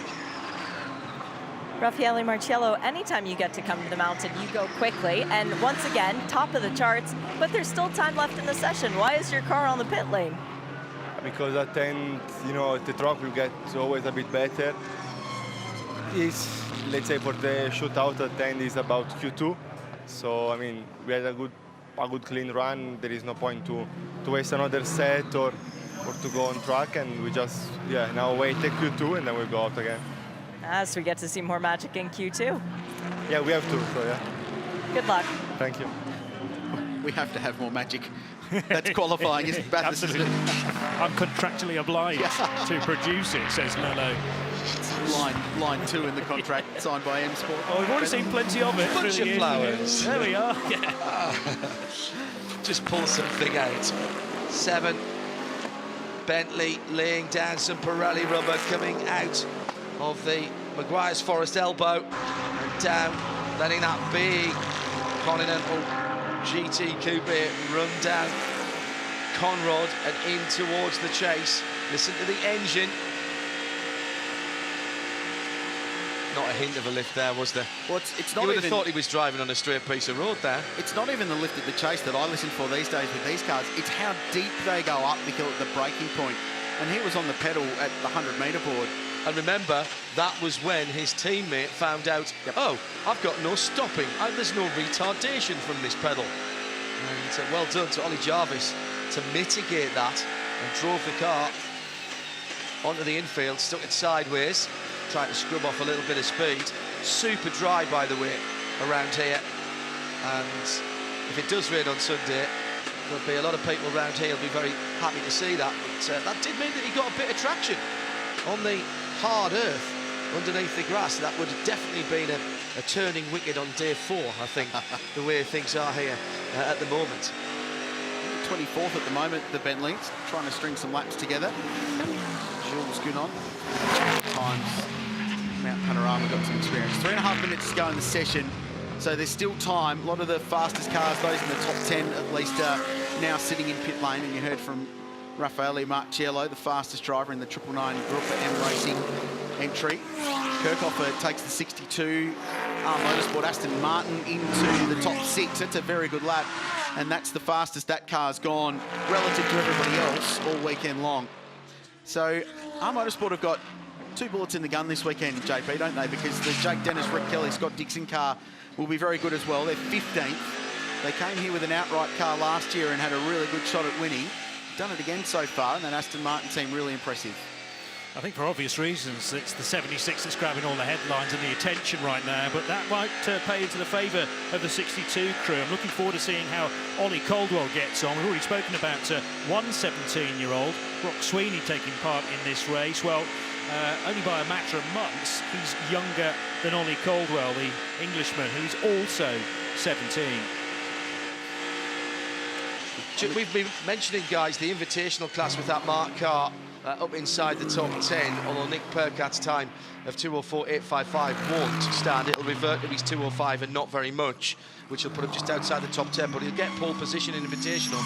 In GT4 at the moment, the Strom Jorgensen BMW M4 GT4, Brett Strom just brought that car in a wee while ago, 2:16.8 against Dirk Muller. Remember the number 19 car, that car was pulled up in that first incident. Well, Dirk has put in a time of 2:17.42, so it's BMW ahead of AMG GT4, and the significance of that, Grills, is this next 2 minutes is the end for them, so that's their grid, if you will, that set and pole position to the Jorgensen Strom guys. And I tell you what, that's the closest they've been all weekend, and you only need 2 cars to have a really good motor race. So GT4, there's a BMW and a Mercedes AMG that are now very, very evenly matched. That's going to be a story to follow across 12 hours of motor racing tomorrow. 188, Aston coming down to Liquid Molly Murray's corner. And that is Com Ledegaard, 12th position for the metallic blue and white Aston. The Vantage now with the V8 twin turbo engine. The Astons are creeping up on it, both the Garage 59 cars and the Motorsport entry. So there's 4 of the brand new AMR entries here at Mount Panorama, and all 4 of them working their way up towards the top 10. Someone accustomed to being in the 10 here is Lee Holdsworth. He's behind the wheel of the Hallmark Property Group Audi R8 LMS. Currently scored in 25th position at a 2:06.014. Teaming up with his old mate Mark Sini, Dean Fiore, once again staple at this motor race. Mark's a great guy, spent his year in Pro-Am in Porsche Super Cup last year. And Holdsworth continues to apply his trade in Virgin Australia Supercars Championship. So the clock's counting down, and part 1 of qualifying elongated as it is after a lengthy red flag with that massive impact at the top of Mount Panorama. We move forward to a shorter, punchy 30-minute session. Just the Class A cars on the racetrack. And a lot of excitement to come to work out who gets in to the Pirelli shootout later on this afternoon. That one famous lap of Mount Panorama on a Saturday afternoon. It doesn't matter if it's in February or October. It's really, really special. It's not often you get this place to yourself, and the 10 drivers that are privileged enough to do it will absolutely love it. lifting wheels on the 29 Lamborghini. That's Dean Cantor, one of the silver class cars. This is the yellow and black, the bumblebee colours, if you will. And heading up, he's leaving absolutely nothing out there at the moment. Dean Cantor knows his way around here, of course. And he has got a clear track, Creelsy. It's not the Pirelli Top 10 shootout, but Dino is doing a cracking job through the Maguire's Forest elbow and down onto Conrad. And even though the checkered flag's out, you can complete your lap. So if he feels like this lap is worthy of some improvement, he can continue on. Bad lap time so far for Dino. 51.6 to the first sector, 32.8. They're best so far from the Trofeo Motorsport Lamborghini is a 206.42. They've elected to keep this car in the 2018 spec. The World Racing entrant, we saw Cameron McConville before, has been upgraded to the full current Evo specification, the same as the FFF Racing Lambo that Marco Mappelli currently has 4th. And Jules Gounon on a lap as well in the Bentley, trying to drag it a little bit further up the order, up to 17th at the moment, the 205.57. This field's condensing, JP. Less than 2 seconds now covering the top 20. It's only going to get closer. And just into the top 20, Freddie Favish in the rapidly repaired Audi, I noticed. So 205.627 from the Belgian puts him 19th. And going to cut that lap short, Jules Gounon in the number 7 Bentley. But finally, a bit of mileage for that car. Sadly, the number 8 is getting rebuilt after a dramatic-looking crash from Oliver Jarvis in practice early this morning. Well, that was eventful, wasn't it? And not necessarily in the right way. Here's how it stands at the end of Quali 1. Remember, we'll see all of the GT3, the Class A cars again for their knockout session. The people who have completed includes that number 91 in 16th. Nick Percat will be on the pole for invitational class. And as we head through the rest of the times, at the bottom end of the field, the 2 GT4 cars, they've set their times as well. They'll take no further part, 0.6 of a second between them. And the honours for GT4 pole going to BMW ahead of their rivals Mercedes. Well, the big story of qualifying was this part of the world at the very top of Mount Panorama. It's the best view generally here, but not when you're in a race car doing things like this. Fred Favish had a massive moment. The car snapped at high speed and it ended up parked in the tyre barrier. He tried to drive it back. He asked, he pleaded the officials. They would let him. In the end, it didn't matter because they got it back out onto the racetrack. He was able to get that car some laps and get it right for Class A qualifying. That was the first red flag. Then this, controversial, heated opinions about this in pit lane afterwards. McConville in the Lambo, Sam Shahin in the AMG, into the fence hard, and through all of that came young Tyler Everingham in the Scandia Racing Mark Cars entry hard into the fence. Fortunately, both drivers clambering out of their car, Sam Shahin with the assistance of Dirk Muller in the GT4 car. We then finally got some running. The session was extended and it was good. Cars were going quickly. And Raffaele Marciello in the end, as he was last year, fast over 1 lap at Mount Panorama. The Gruppa M Racing Mercedes AMG GT3 203.64, fastest in quali so far. Alvaro Parente, you've got to be happy with the top 3 at the end of the busy qualifying. Now it gets down to business. You're going to get back in the car for this?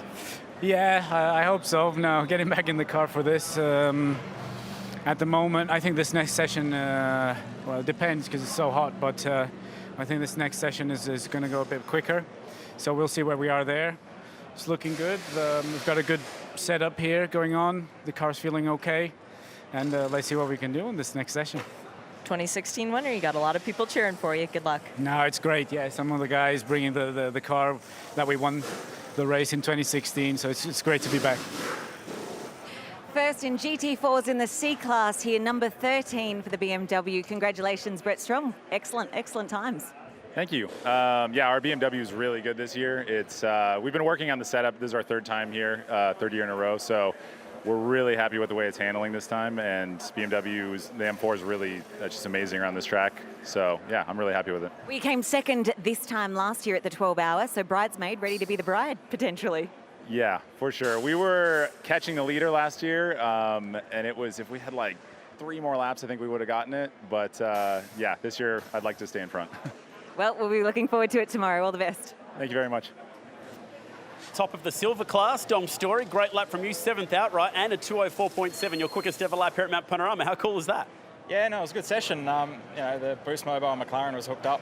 It's the first time we've actually had a good crack this weekend. So yeah, I mean, there's room for improvement as always, but we'll see how we go in the actual you know, A-class qualifying coming up shortly. So, any chance of parking this thing in the Pirelli shootout?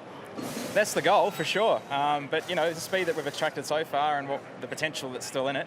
There's every opportunity, but we'll just see what happens when we get out there next. There's a lot of people making mistakes, a lot of people coming across traffic, so just got to, you know, find the right space on track, get the clear lap in, and then hopefully, you know, we're in the 10. But you know, I'll be happy somewhere, you know, up in that top sort of 10 to 15 cars. But at the moment, it's looking really promising. Nice job, mate. Thank you.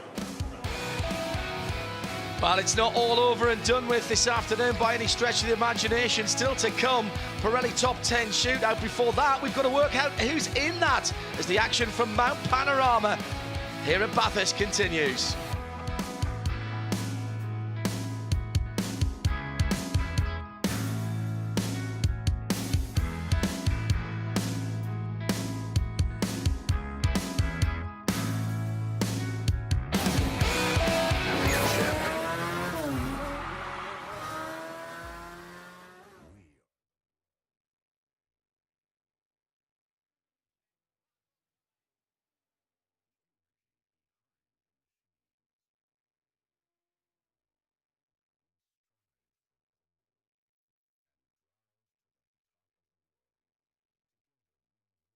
Down on the, lots of work to go on down on the pit lane for a couple of the teams there. They're going to be well employed over the next couple of hours or so. Yeah, really impressed with Audi Sport Team Valvoline to get Freddie Vervish back in the session. I just wonder whether that was a bit of a quick fix, actually, and they'll have, well, they won't have much more time to address the further issues, and then everybody kind of was on the back foot because they were having to circulate as quickly as possible to burn off the fuel.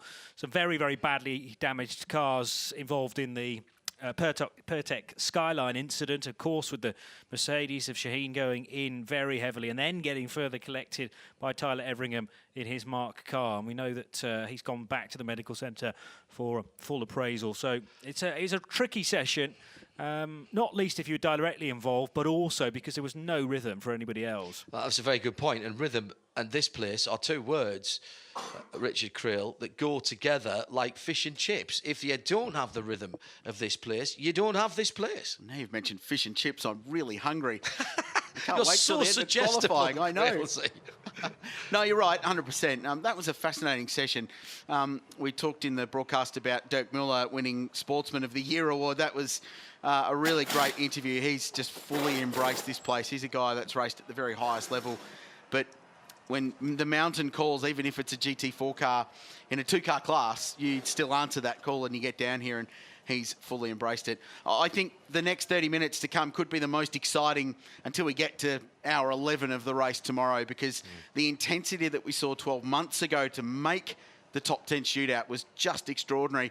And with the depth of competition that we've got, I'm convinced that we're about to see that again in front of a hot but very good crowd here at Mount Panorama today, watching from all of the various vantage points around the circuit. What has really struck me again this year is the depth of knowledge, JP, of the fans here at Bathurst and Mount Panorama. We met some of them last night with our usual collective meet-up. The guys from Travel Destinations are here in the vendor roll as well. And I do love to have a chat with anybody about motor racing, and it's impossible not to do so when you're here at the mountain. Bathurst is, of course, famous all over the world. It is the oldest inland colonial settlement in Australia, home to more than 42,000 residents and has some of the best food and wine on offer in Australia. And after a brutal qualifying one session, Neil Crompton, I tell you what, there are one or two gentlemen that need a beautiful craft beer after that. That was just intense. Extraordinarily wild session, typical of what we see at the top of the mountain where there's a variance of speed between competitors. It's blind over there. We talk about it year on year in the 12-hour and in the 1000k race. I've got a quick update in terms of the medical in relation to Sam Shaheen via a mutual friend of ours. He's still in medical at the moment. They're trying to arrange a CT scan or an MRI scan. They're going to try and do it at Orange Hospital. So I suspect he's in a bit of pain there at the moment, but here's hoping. We did see him get out of the car, so there's an update on Sam. Tyler Everingham also still getting medical checks as well, so our best to those gentlemen in their recovery. So, on offer, a place in the top 10 shootout. Let's get to our commentators. This is qualifying 2. Thanks, guys. Now, what's the tactic here? Now, it's a Porsche Carrera Cup race all of a sudden. It's the Porsche Platz, yes, absolutely. Johnny Palmer and Richard Krill alongside me, John Hind, up here in our broadcast centre, just beyond the Litwin Molly Bridge and the start-finish line.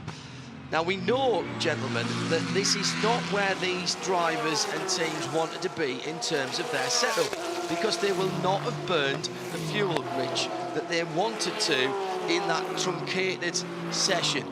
How far away are they? We don't know. Has that Lamborghini, the 63 Triple F car, played an absolute blinder, intentionally or otherwise, and sits there with a quarter of a tank of fuel and says, I can do 5 really quick laps on this and I can bang them in when I want to, so I can have a look at the weather? I think the fuel thing's okay in the end, because the session they did extend it as long as they possibly could. So 45 minutes on the clock to start with. It ended up going an hour and 15, including that red flag break. So I'd say they probably got 90% of all the running they were going to get. So if they are still a bit heavy on fuel, it's not going to make an enormous amount of difference. A little bit, possibly. I'm not convinced it's going to be a huge factor. What's the plan for this session? Well, at the end of it, when the checkered flag drops and every car's crossed the line, you're going to be 10th or better. Yep. Otherwise, you're starting 11th or back for the 12-hour tomorrow morning. It's really quite simple, but the way to get there is quite difficult because it takes a couple of runs to build up to that. And 12 months ago, we saw this session broken in two. It was almost 2 15-minute qualifying sessions. They all ran early, they hit a lap time, they got a banker lap or 2 in, then they went back into the lane and either repressured or put brand new Pirelli tyres on, went again, and then pole position, or provisional pole as it is, changes hands several times after the checkered flag, inevitably.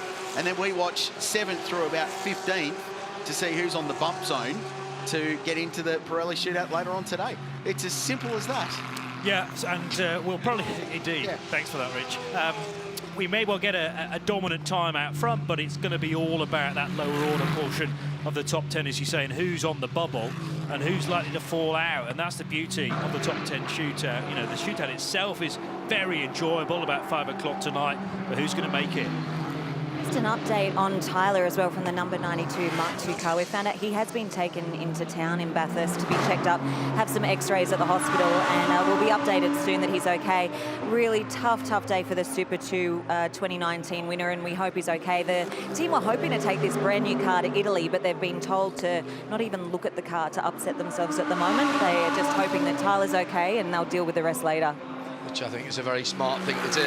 And let's not read too much into any of that. That's absolutely standard operational procedure. Again, great stuff by the officials and by the medics here at the circuit. We'll update you when we can once we've got something official, whilst we might always want to generate a bit of chat and speculation about certain things when it comes to the condition of drivers. That's never an option. So the next question that we need to ask ourselves is, what's the lap time? What's the time you're going to need to do? A, to be fastest in this session, and B, to get yourself into the top 10. So for reference, what we saw in qualifying one just before was a quick lap, 203.64 of Raffaele Marciello. 12 months ago, there was between a 6 to 8 tenths improvement from qualifying one to qualifying two. So if we work on that basis, you're going to be in the twos. In my mind at the moment, it's a 2.8, it's a 2.7, because it's so hot, the conditions as they are. I think a 2.8 or a 2.7 is your money lap, maybe a 3.0 to get into the shootout, something along those lines. We'll crunch the numbers, we'll keep working, we'll see what the lap times are. they may go quicker.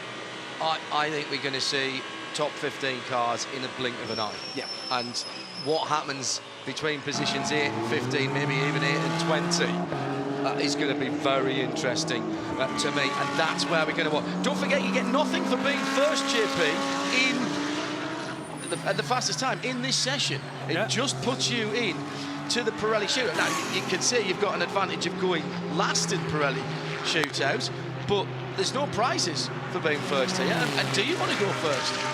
You are basically qualifying to be entered into the next contest. Yeah. It's not about grid position for the top 10. That's just going to be decided later on. So yeah, how much risk are you going to take? But, as you say, the spread of times is going to be so narrow, you don't want to leave it to be a guessing game towards the end. Well, they've already just about matched the time they did in qualifying 1. So Kelvin van der Linde, on his first flying laps, punched out a 3.6. So I reckon I could be a second off the pace in my predictions. We'll follow it for you. I like to under-promise and over-deliver. I've heard that about you. So if you qualify with the top time here and get yourself in the top 10, you will go last in the Pirelli top 10 shootout. So at least you know what you've got, what the par score is. If it's like batting second in the Big Bash, right? That's what we're talking about. You know what you're going after. And is that the best thing? Does it make you overdrive? You know, would you rather be going qualifying 10th and going out first and just saying, here, I'm going to go out there, come and chase me? I think history will show that running last, while it might not always be the route to pole position, I think it's the best way. It's certainly the most dramatic. Makes for the best show. That's what we're after. So Kelvin van der Linde fastest. Maro Engel has gone second. It's a familiar name to fans of endurance racing at Mount Panorama, both in February and indeed in the supercars in October. JP de Oliveira's third in the Nissan. Laurent Vanthor fourth in the Porsche. 4 different brands in the top 4. 5 in the 5 because Jules Gounon was there. He's been bumped by an Aston Martin. Jake Dennis has gone 5th. 23 minutes to go. The session's going to be like this pretty much the whole way through. And just again, it's all on this session. Last session's times count for naught. We've wiped the slate clean, off we go. Which seems kind of cruel, doesn't it? Because you go to all that work, you sit through a long red flag, you do this amazing lap time, and all of a sudden it means absolutely nothing, and you wipe the slate clean and start again. Yeah, but there is meaningful value within it because it's a question of how much fuel you can burn off, and also you've got to survive it. I mean, it's surviving a 45-minute session, which a couple of them haven't done so far. Well, there's nothing to say you had to go out in that session. Well, that's a Lamborghini. You know, the Lamborghini left it till late. They would have probably left it even later. But, you know, you could have toddled around just to see what it was like, maybe do a couple of laps to scrub the Pirelli tyres in, get a heat cycle through them before you came back around. Have you had a look at the totem on the left-hand side of the screen there? The driving talent on the racetrack at the moment is quite extraordinary. Wall, off the wall, in the wall. Oh, again. At the top of the Same mountain. spot. It's big. It's a bit further around. That's just on the entry to McPhillamy Park, so it's missed the gravel trap. It's a big crash, though. Already some debris. And through the dust cloud, we can't see who it is. It's the Aston Martin 62. Yeah. And it's gone in big. That is a massive crash for our Motorsport. And once again, we've got drivers stopping next to the car. That has been a huge incident. The red flags are out. There's steam coming out. There's a thumbs up from the first of the marshals to get there. And that's great stuff. The door is off its hinges. And it's the... Out of the Honda. Out of the Honda. It's Marvin Kirchhoffer behind the wheel. He was driving in the practice session earlier on. So that's Renger van der Zande, I reckon. I thought that was Renger's helmet with the very yellow. Kirchhoffer out of the car, steps out of what is left of the car. We've got the suicide door. Yeah. We've got a suicide door, effectively. Because it's still latched and the hinges have gone. So that's how... He's walking away. Kirchhoffer's got out, but testament to how strong these cars are. That's just absolutely phenomenal.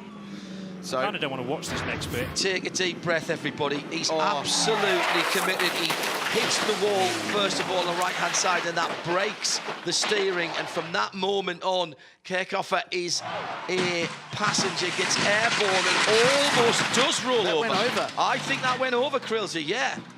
I think that's gone over. It almost went over front over back, but then actually did roll laterally. It's quite a big hit on the right front at the metal grate. That's what did the damage. Yeah, he's got no steering. Whether it broke anything or not there is probably irrelevant, because the car was massively unloaded at that point, and it's just fired it off the road, that contact at the metal grate. So it's backed in hard, it swung the car around. Look at the rear screen bouncing up into the power lines. Yeah, wheels going all over the place. Debris fencing doing its job, which is only a recent installation up there a couple of years ago. And then check this out, it'll ride the fence, Tony Hawk skateboarding style. Almost going over. This is the point where it tips. Yeah. I've watched a lot of motor racing at Mount Panorama, and I've never seen that there before. That is a ginormous impact. And once again, the driver walks away. Gets really close to the marshal post there as well, and the guy waving the yellow flag literally had to haul back the flag just in time as the car came streaming by. That's horrible to watch. The team high-fiving down there. They know their weekend is done. Now, I am sure, in fact, it's already started, people on social media saying, you can't win the race on Sunday if you're sticking in the wall on Saturday. These guys are pressing for qualifying to get in the Pirelli top 10 shootout. This race has never been won from further back than the 7th, the inside of the 4th row, and you can't leave anything out there. This is qualifying to get into the Pirelli top 10 shootout, and it's going to be super competitive.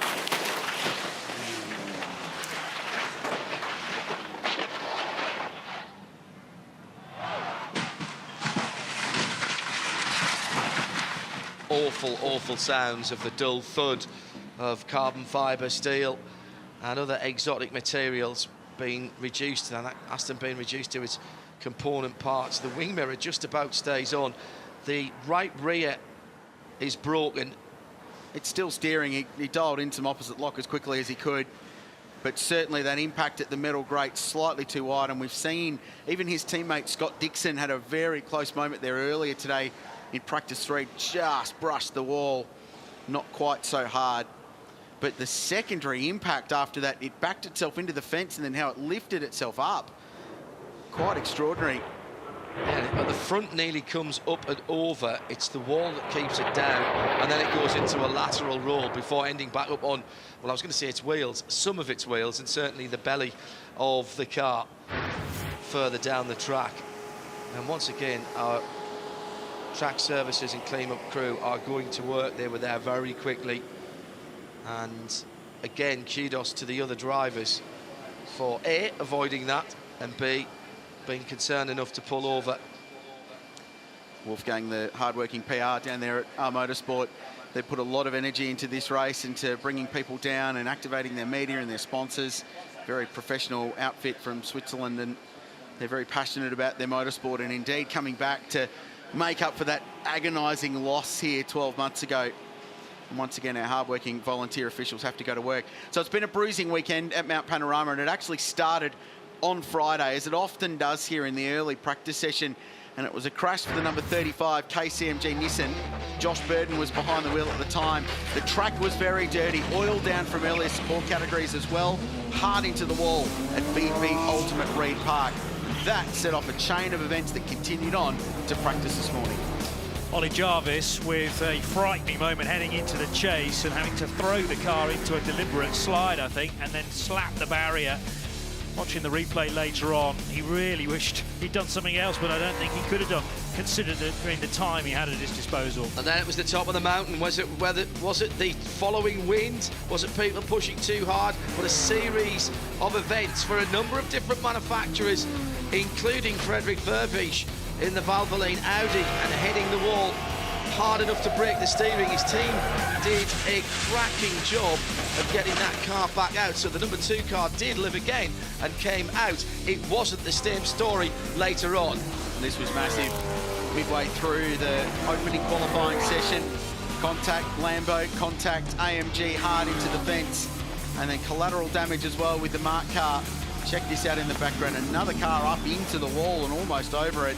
Tyler Everingham And fortunately, both drivers were able to hobble away from those respective accidents. And then this, Marvin Kirchhofer hard into the fence, just past Reid Park, before you get to McPhillamy, hard into the wall, and ultimately the car tips over.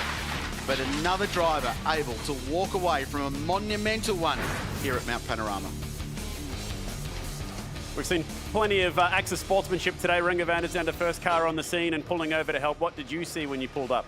I just saw parts, dust, everything. And when I slowed down to first gear or less than first gear, and I looked on the right, and this whole side of the car was broken and destroyed. And I saw him hanging like this. So I thought, this is not good. And, you know, we've all been in accidents. And the first thing you want is to see someone that you know. And I thought, you know, just jump out and see what it's like and help him to get out of the door, because the door was stuck, everything was destroyed. But he straight away said he looked very dizzy, but he was okay. So I think he jumped out by himself after that. I just helped him to get the door out of the way. But I mean, it's crazy how many accidents there are, and I think it's kind of stupid as well to push so hard. It's a 12-hour race, and I think we need to calm down a little bit and see how we can bring it from the 6-hour mark and not the 0-hour mark. So I hope tomorrow at the start they will take it easy as well. It's dark, it's going to be chaos, and stay calm, everyone. Thanks, Ringo.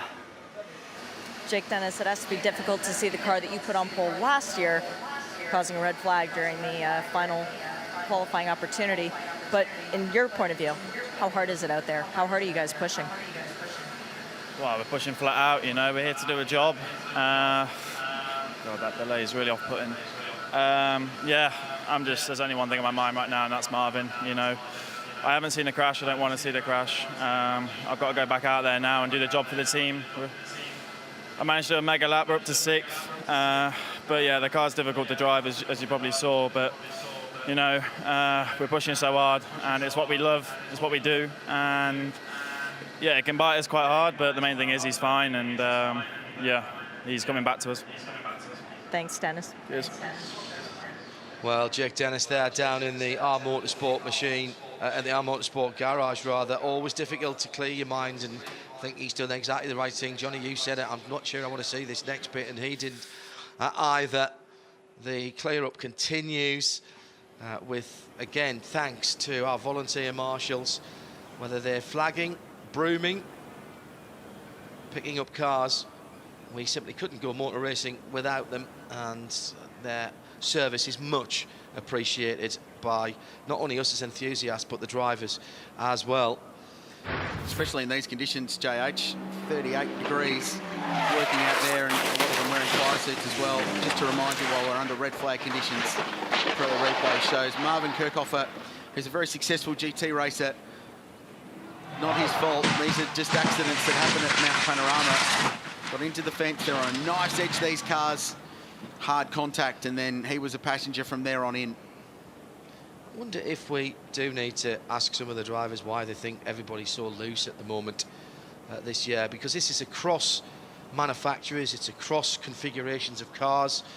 We've had front engine, mid-engined cars. We've not seen the Porsches with a loose rear end yet on the car, and maybe there's something there. I don't know, and the only good thing that will come out of this is that everyone so far has walked away, and that's great news and a testament, as Crailsy's been sick, to the safety standards that we have nowadays in GT racing. And there will be plenty of coverage of this going around the world because of its sensational nature, but this is not what we come here to see. We come to see sensational racing instead. Pretty wild pictures, and that says a lot as the Aston Martin arrives back on the flatbed. The damage clear to see at the rear of that car. Dave Reynolds is down here driving this weekend with the Sun Energy team, and this is a Pro-Am operation, and he's the pro who's doing the qualifying. We heard Ringo van der Zande. Call me a pro. Definitely professional, mate. Amateur at best. Semi-professional, maybe. I don't know. I love it. The ultimate unprofessional. We heard Ringo van der Zande say that everyone just needs to calm down. Is that a fair comment? Yeah, Ranger's probably right.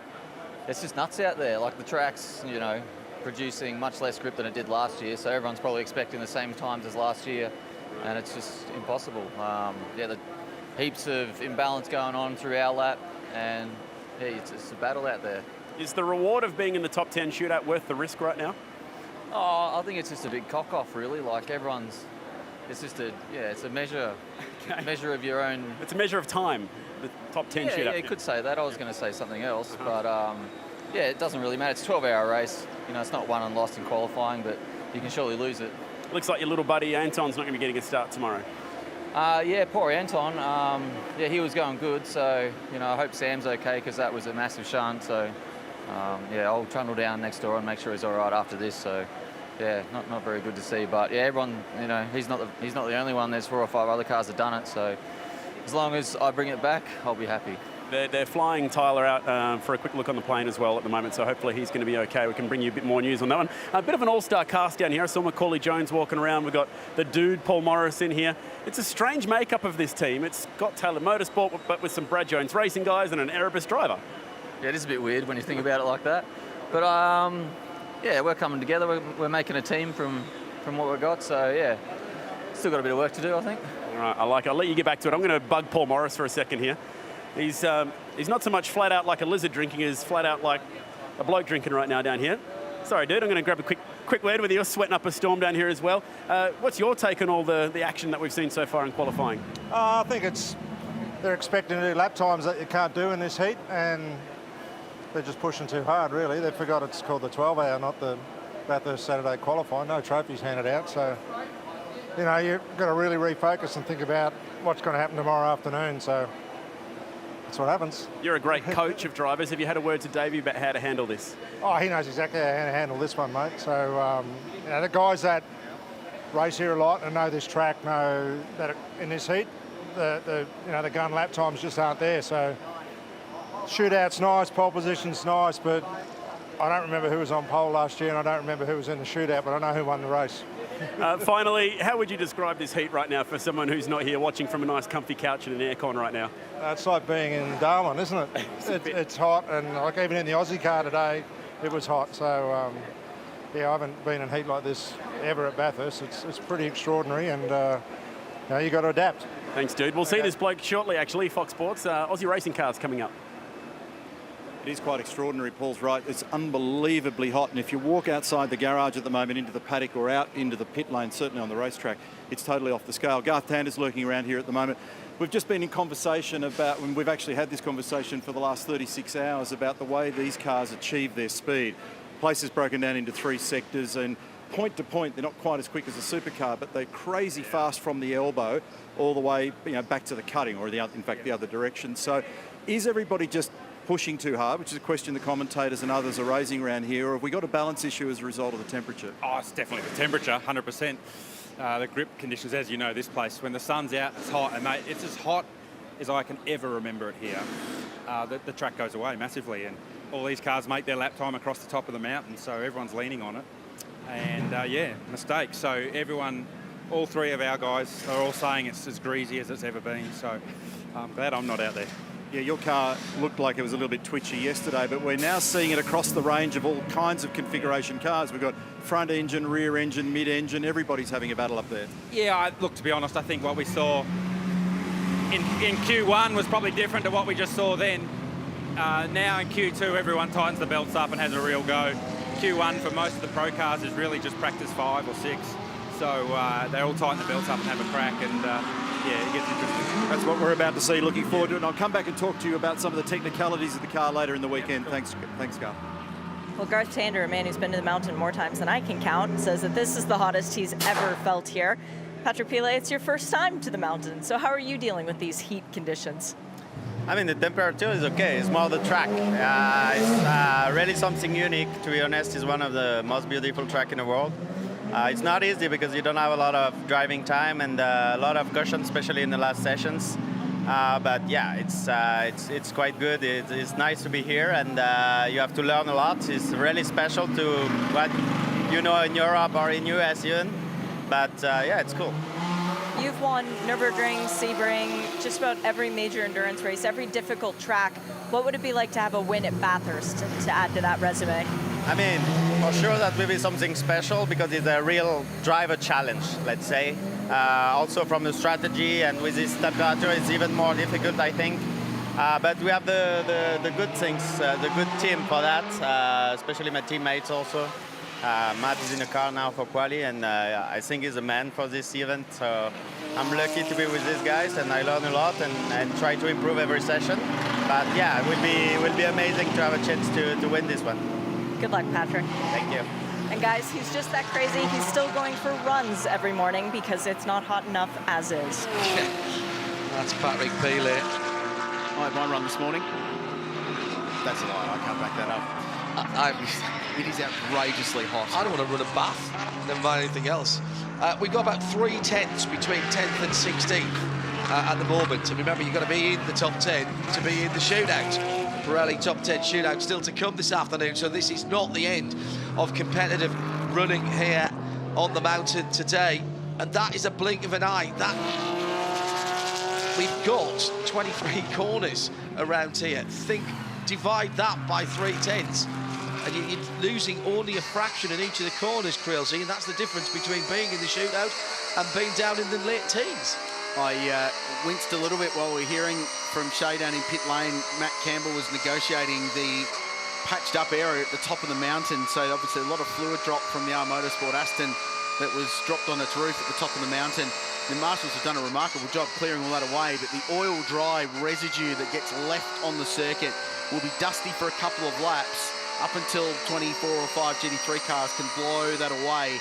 So the first couple of laps, I think there might be a little bit of trepidation up at the Reed Park area of the circuit, and they get a little bit beyond that to Metal Great, where Matt is heading now. He's behind the wheel of car 911. He's 10th at the moment on the bubble of missing out on the top 10 shootout. That's where the car hit the wall. That's where it rode up the wall, and this is where it landed on its roof. And you could just see a bit of that oil dry down. Nice job cleaning it up. I think the truck will be okay in a couple of laps. He's just dropped to 11th position. Did somebody improve there? I think Chris... No. Or is that Jack just Dennis, reset? That's interesting. Interesting. Yeah, okay. No one's done a flyer yet, so... No, indeed. That's what slightly confused me. Little brush of the wall. Speaking of Jake Dennis... Oh, Jake, come on. Wow. Jake Dennis, who set this place alight last year, and his career as well, in terms of international recognition. He really did a job. There's going to be a red Aston Martin wing mirror up on the top of the mountain, just where we saw the car of Marvin Kirchhofer. Well, I was going to say come to rest, but it was a bit further down the road, to be honest, as it was rolling and dissipating that energy. So again, just proving how hard people want to push early on, and that track temperature versus grip issue that Richard Creel has been talking about all week is it's really been the harbinger of doom here. It's nice when your work's validated by Paul Morris, David Reynolds and Garth Tander, who all said similar things, and I like Dude's comment as well, saying they're all trying to get a lap time that's just not going to be delivered in these conditions. And we talked about that at the start of the session, that the relative lap time to each other will still be very, very close, but they're not going to make the peak lap time that they did in much cooler conditions 12 months ago. Yeah, maybe too much peering back to 2019 at the timing sheets there, thinking we got to get down to that level, and it's just impossible. And you've got to reevaluate, and you know, if you've not already been involved in a huge accident, you do have the chance to rate things back now. Out of the top 10, 5 cars, so half the field, are still on pit lane. Out running at the front of the field, the 77 of Mauro Engel, he's out. JP D'Oliveira in the Nissan Nismo GT-GTR, he's out for KCMG.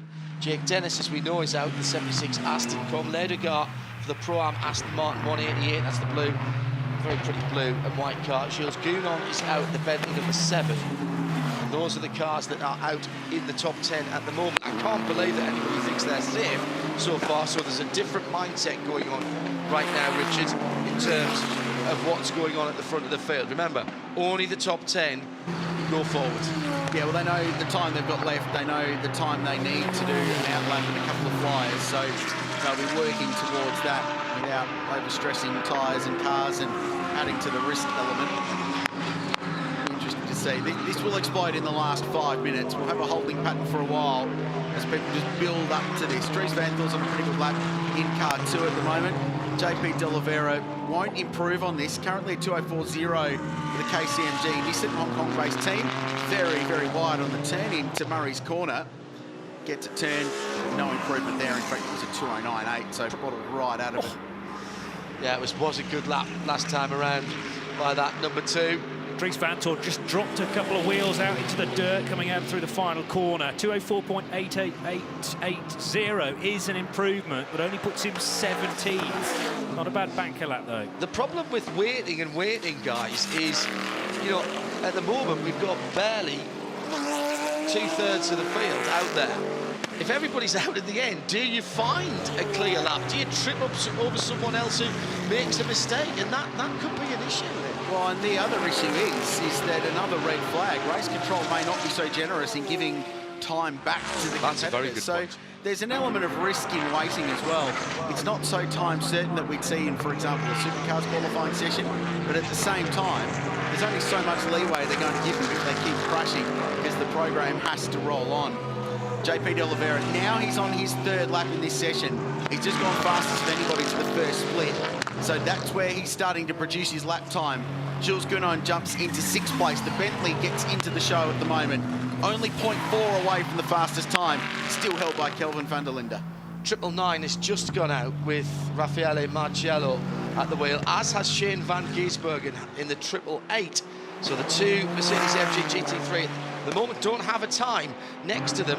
They are keeping their powder dry or deciding to have a longer run. There's still 13.5 minutes to go here.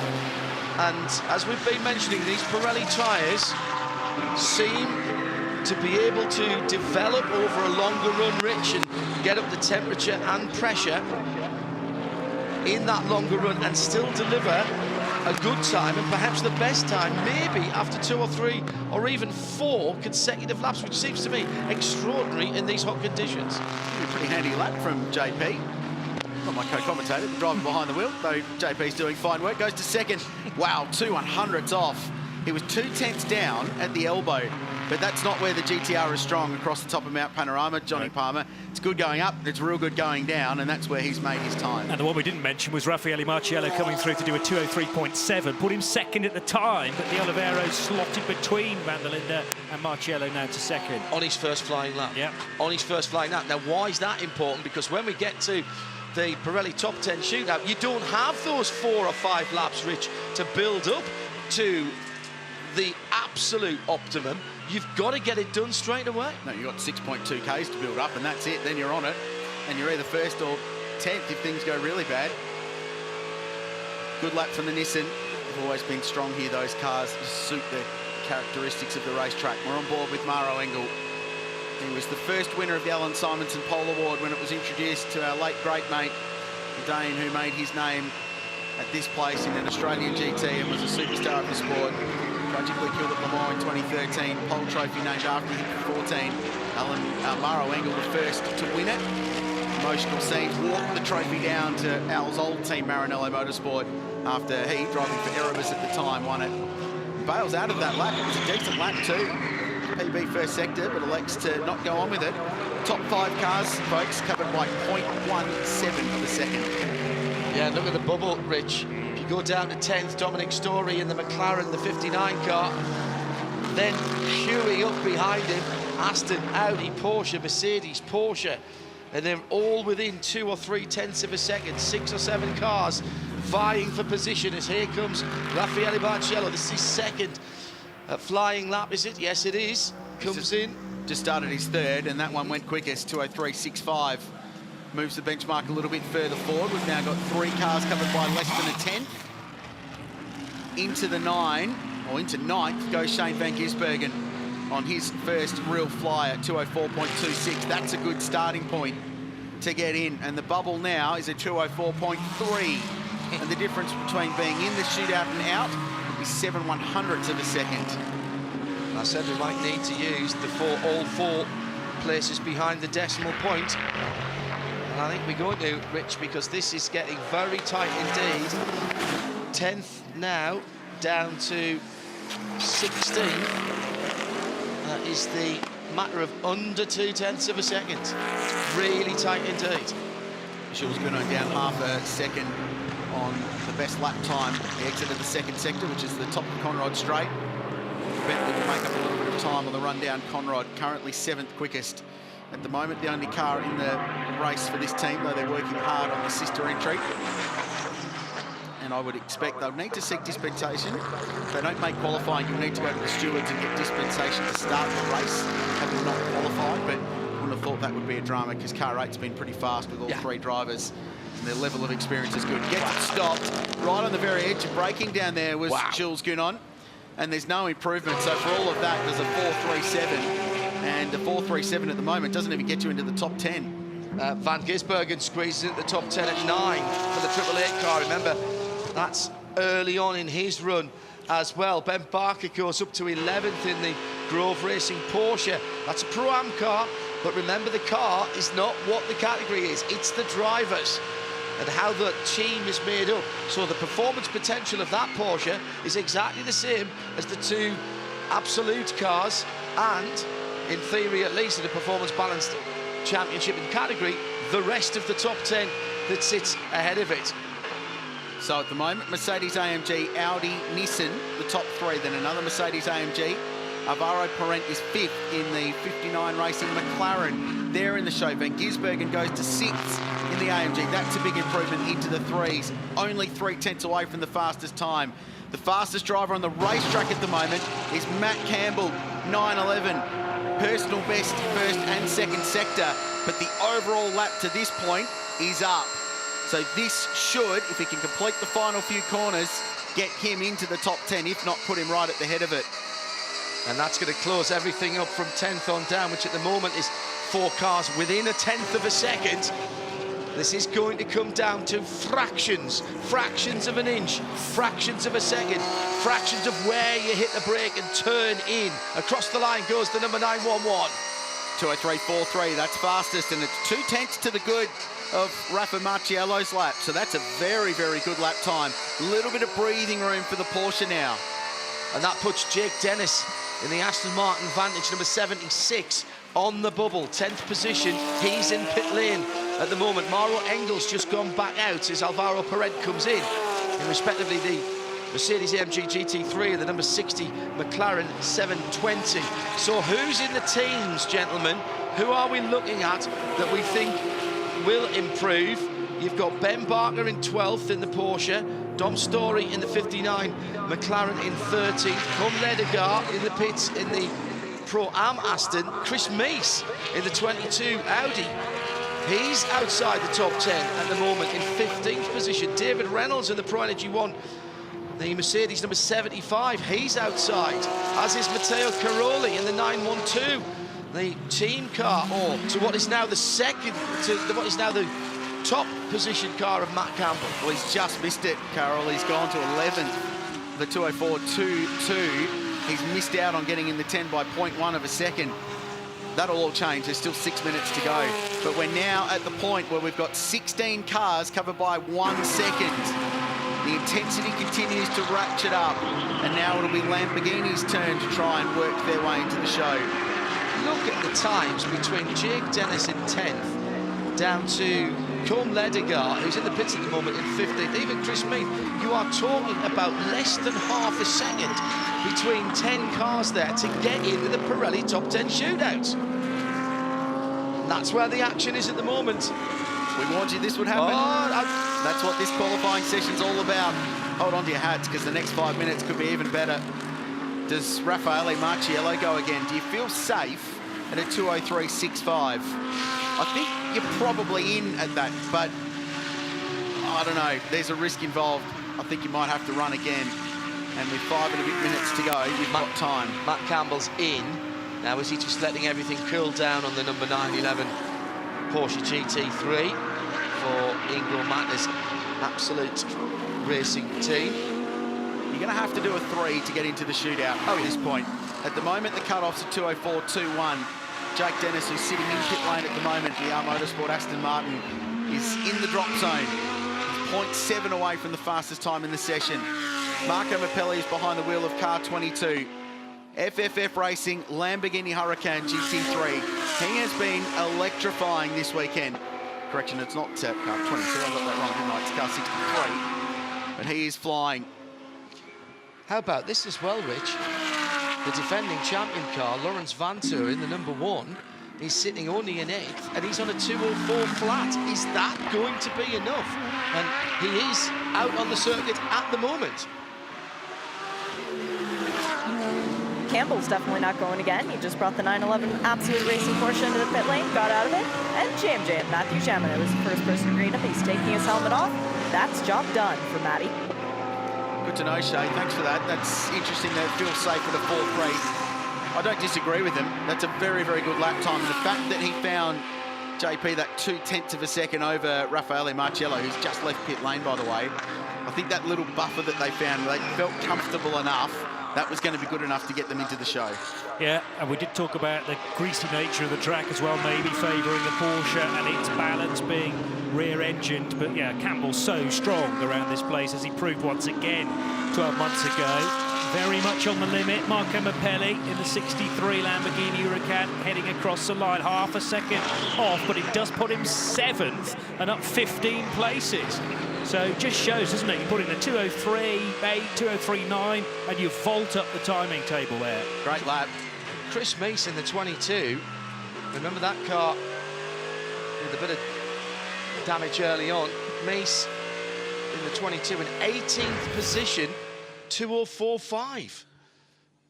Not the top of Mount Panorama again. Oh, yeah. Mercedes AMG GT3. That's the Black Falcon Racing entry, having a fairly lurid moment. Although in the context of lurid moments, that's about 6 on the ranking so far this weekend.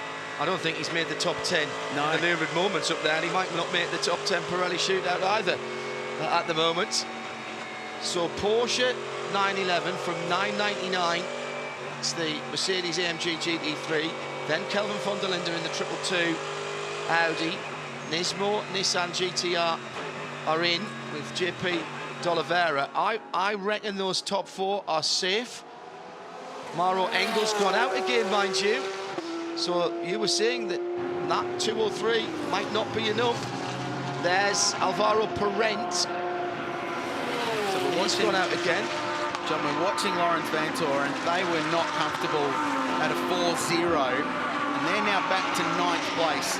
So he's improved this lap, as we expect the great Belgian to do. There's Craig Lowndes, who'll drive with H&L Bamber this weekend, watching on. So final corner, let's just see the improvement here. This needs to be a 3.7 to get him somewhere in the top 5 to be comfortable making the shootout, I'd have thought. And the effort from Lawrence Vantour is better than that. It's a 3.68 and he goes 3rd. And the reason he had dropped down, by the way, is because Marco Mappelli had improved again in the Lamborghini number 63. So he's in at 8th position. 888 and Shane van Gisbergen's Mercedes in 9th. And Jules Gounon has just pitted the Bentley in 10th position. So that means Jake Dennis is now outside the 912 Absolute Porsche. Matteo Caroli outside. David Reynolds, the 75 Sun Energy One AMG outside. Well, Gounon in the pits in car 7 in the Bentley won't run again. So he's the one on the bubble at the moment. I don't think he makes it. Engel goes 2nd with that lap, 2:03.56. He's 0.1 off the pace. So you need to do a 4.1 to get in the show. And let's see if Jake Dennis can do it with this. It's a pretty good lap so far. Personal best 1st and 2nd sectors. Does he complete the job for R Motorsport and get another crack at this shootout? He does. 7th. 2:03.75 is good enough. It's only 0.3 away from pole. There's a dust storm at the top of the mountain. And once that's bumped out Shane van Gisbergen by the way down to 10th position. It's the Trofeo Lamborghini has gone around at the top and is parked on the fence. Yeah, beautifully done. How on earth has that happened? Well, that might have been great news as the red flag came out, because Shane van Gisbergen was on the bubble there in 10th position. Gounon goes out of the top 10 for Bentley. Guys, this is ridiculous. It's Dean Canto behind the wheel of this car. Same spot we've seen all the drama today. Same wobble in the same place. Yep. So that's the oversteer we're talking about. Clips the inside wall, then gets a little bit bumpy going in, rides up over the tyre wall, gets 3-4 feet off the ground and parks it perfectly at top of the wall as if he's parallel parked it. You are kidding me. And cleans up his own debris as well, Dean Canto. Well, you can have a look underneath on the right-hand side and see what's done there, because those wheels are hanging into the void. Another rear-end slide.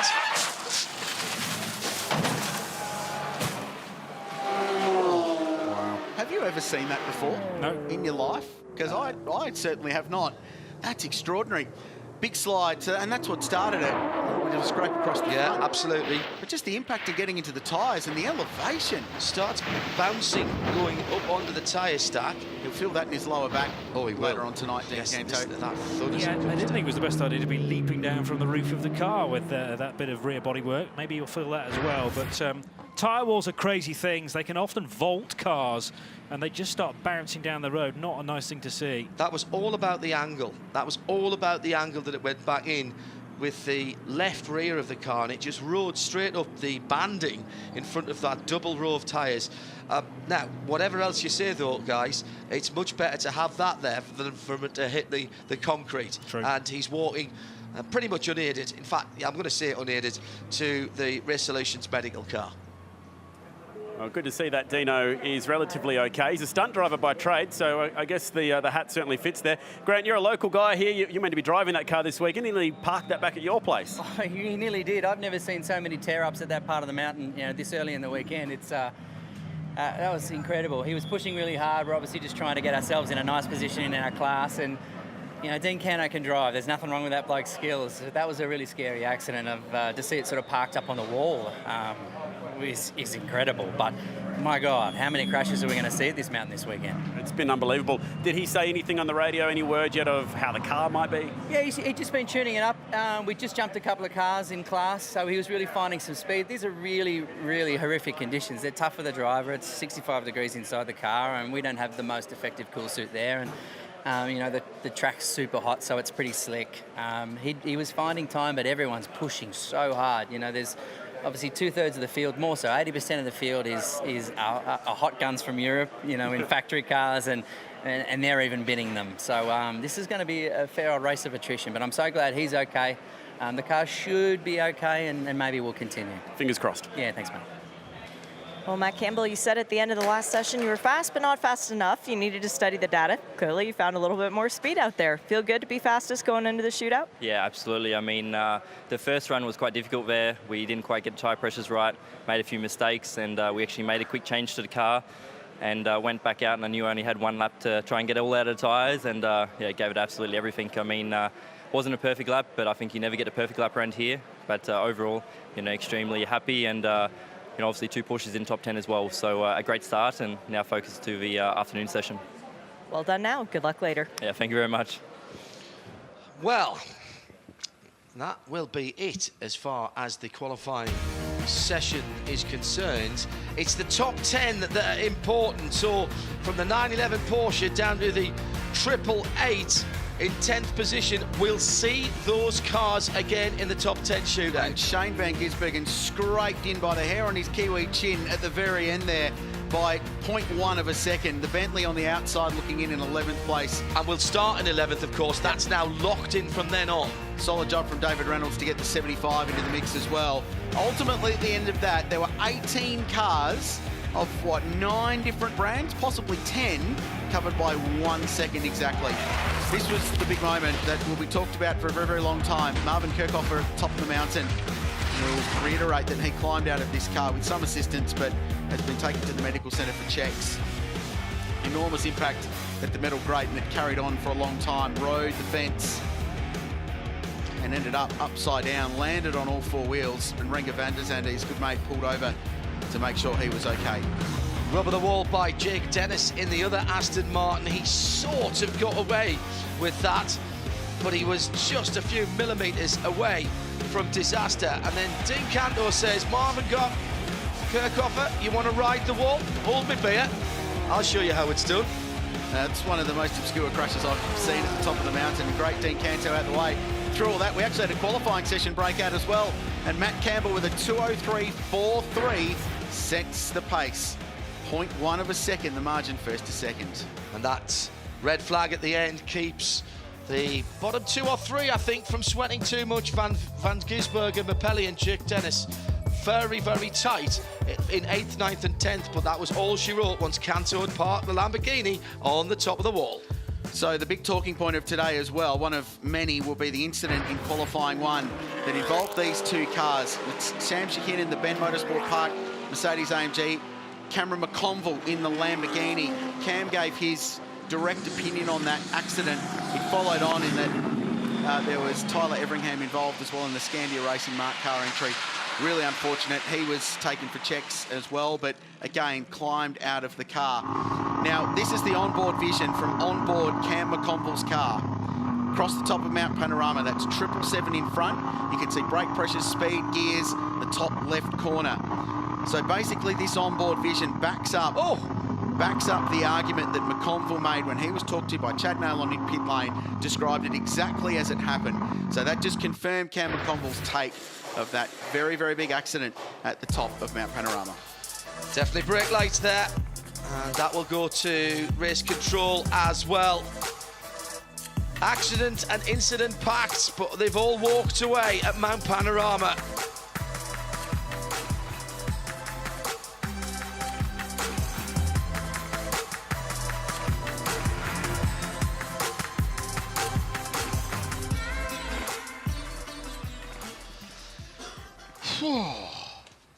Well, I'm not sure I can take much more. Can we finish at the end of this? I mean, we've got another 12 hours of this tomorrow, Johnny Palmer.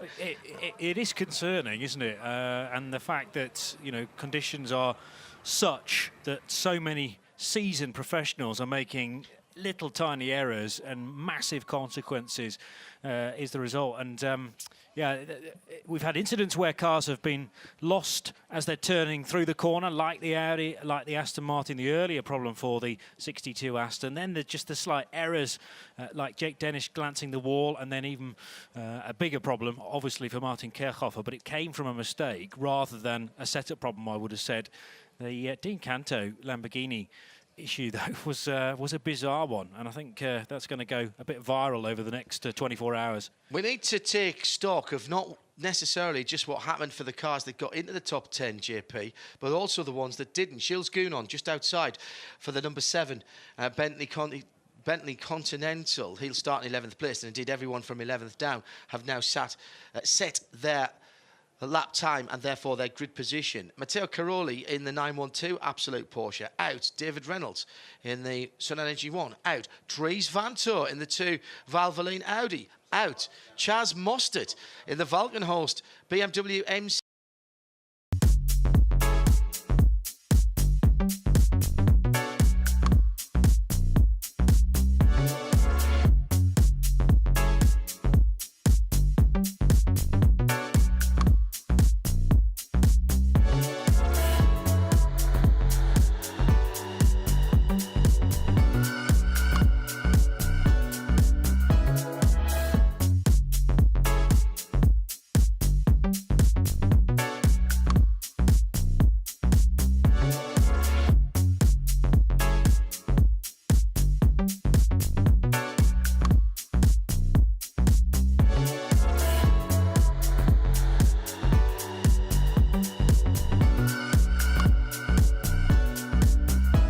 Qualifiers rather in that sentence, but that is how it went. A big clean-up operation at the top of the mountain, and I think there's a bit of head scratching here of how they get that Lamborghini off the wall without doing it any further damage, because that is exactly what the clean-up crew and the track services will want to do, Rich and Johnny, and that's not going to be the work of a moment. They need a crane to move that thing. Well, I'd be saying to Dean, you got it up here, mate. Get it down, yeah. Fire it up, get a bit of wheel spin going.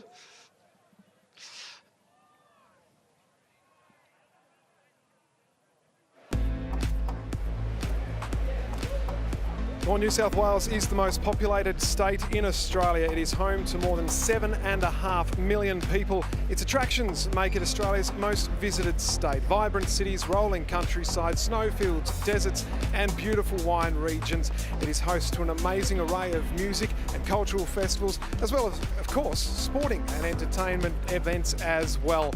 And those events across the state mean that there is something to do no matter what the season. And it has been a day of high drama and high temperatures, which is playing all sorts of issues at these drivers who are the best in the world, but they are being brought unstuck. One word, wow. Yeah. Unbelievable to watch what's been happening over the top of the hill. Always requires enormous commitment at this racetrack, and the way in which a GT3 car achieves its speed is to be driven very hard from up towards the cutting all the way over the top to the elbow. But today, some people are at 11 tenths when perhaps they need to be just at 10 tenths. And some of it has also been car balance, some of it's been traffic. Visibility's been an issue, it's so dusty. One of the things that struck me, Stubbsy, looking at the way in which the cars were transiting the gravel traps, it's so astonishingly dry. The region at the moment is parched, so the gravel trap's got no moisture in it. It's not arresting the speed of the cars. Really a quite extraordinary day of qualifying. Still a whole lot more to come with the top 10 shootout later on this afternoon. Have you seen a day quite like it? And we've still got a top 10 shootout to go. Yeah, well, no, certainly not in the recent past. I mean, we know that that's one of the reasons why we love coming here. The storyline at this racetrack is always bizarre. And we'll probably have another twist in the story tomorrow because there's a chance that we may see some moisture. But one of the other things that we're really looking forward to this year, of course, is the Virgin Australia Supercars Championship in 2020. There's the stricken car, that Trofeo Motorsport car that was driven by Dean Canto. That is something that I have never seen before. In fact, I've seen a couple of cars today that are frighteningly close to the top of walls, but for that to end up parked at that location, really extraordinary. But this is what our focus will be on in week 3 of February in Adelaide, a brand new Virgin Australia Supercars Championship Series, and we have got a lot to talk about. We sure do. We had so much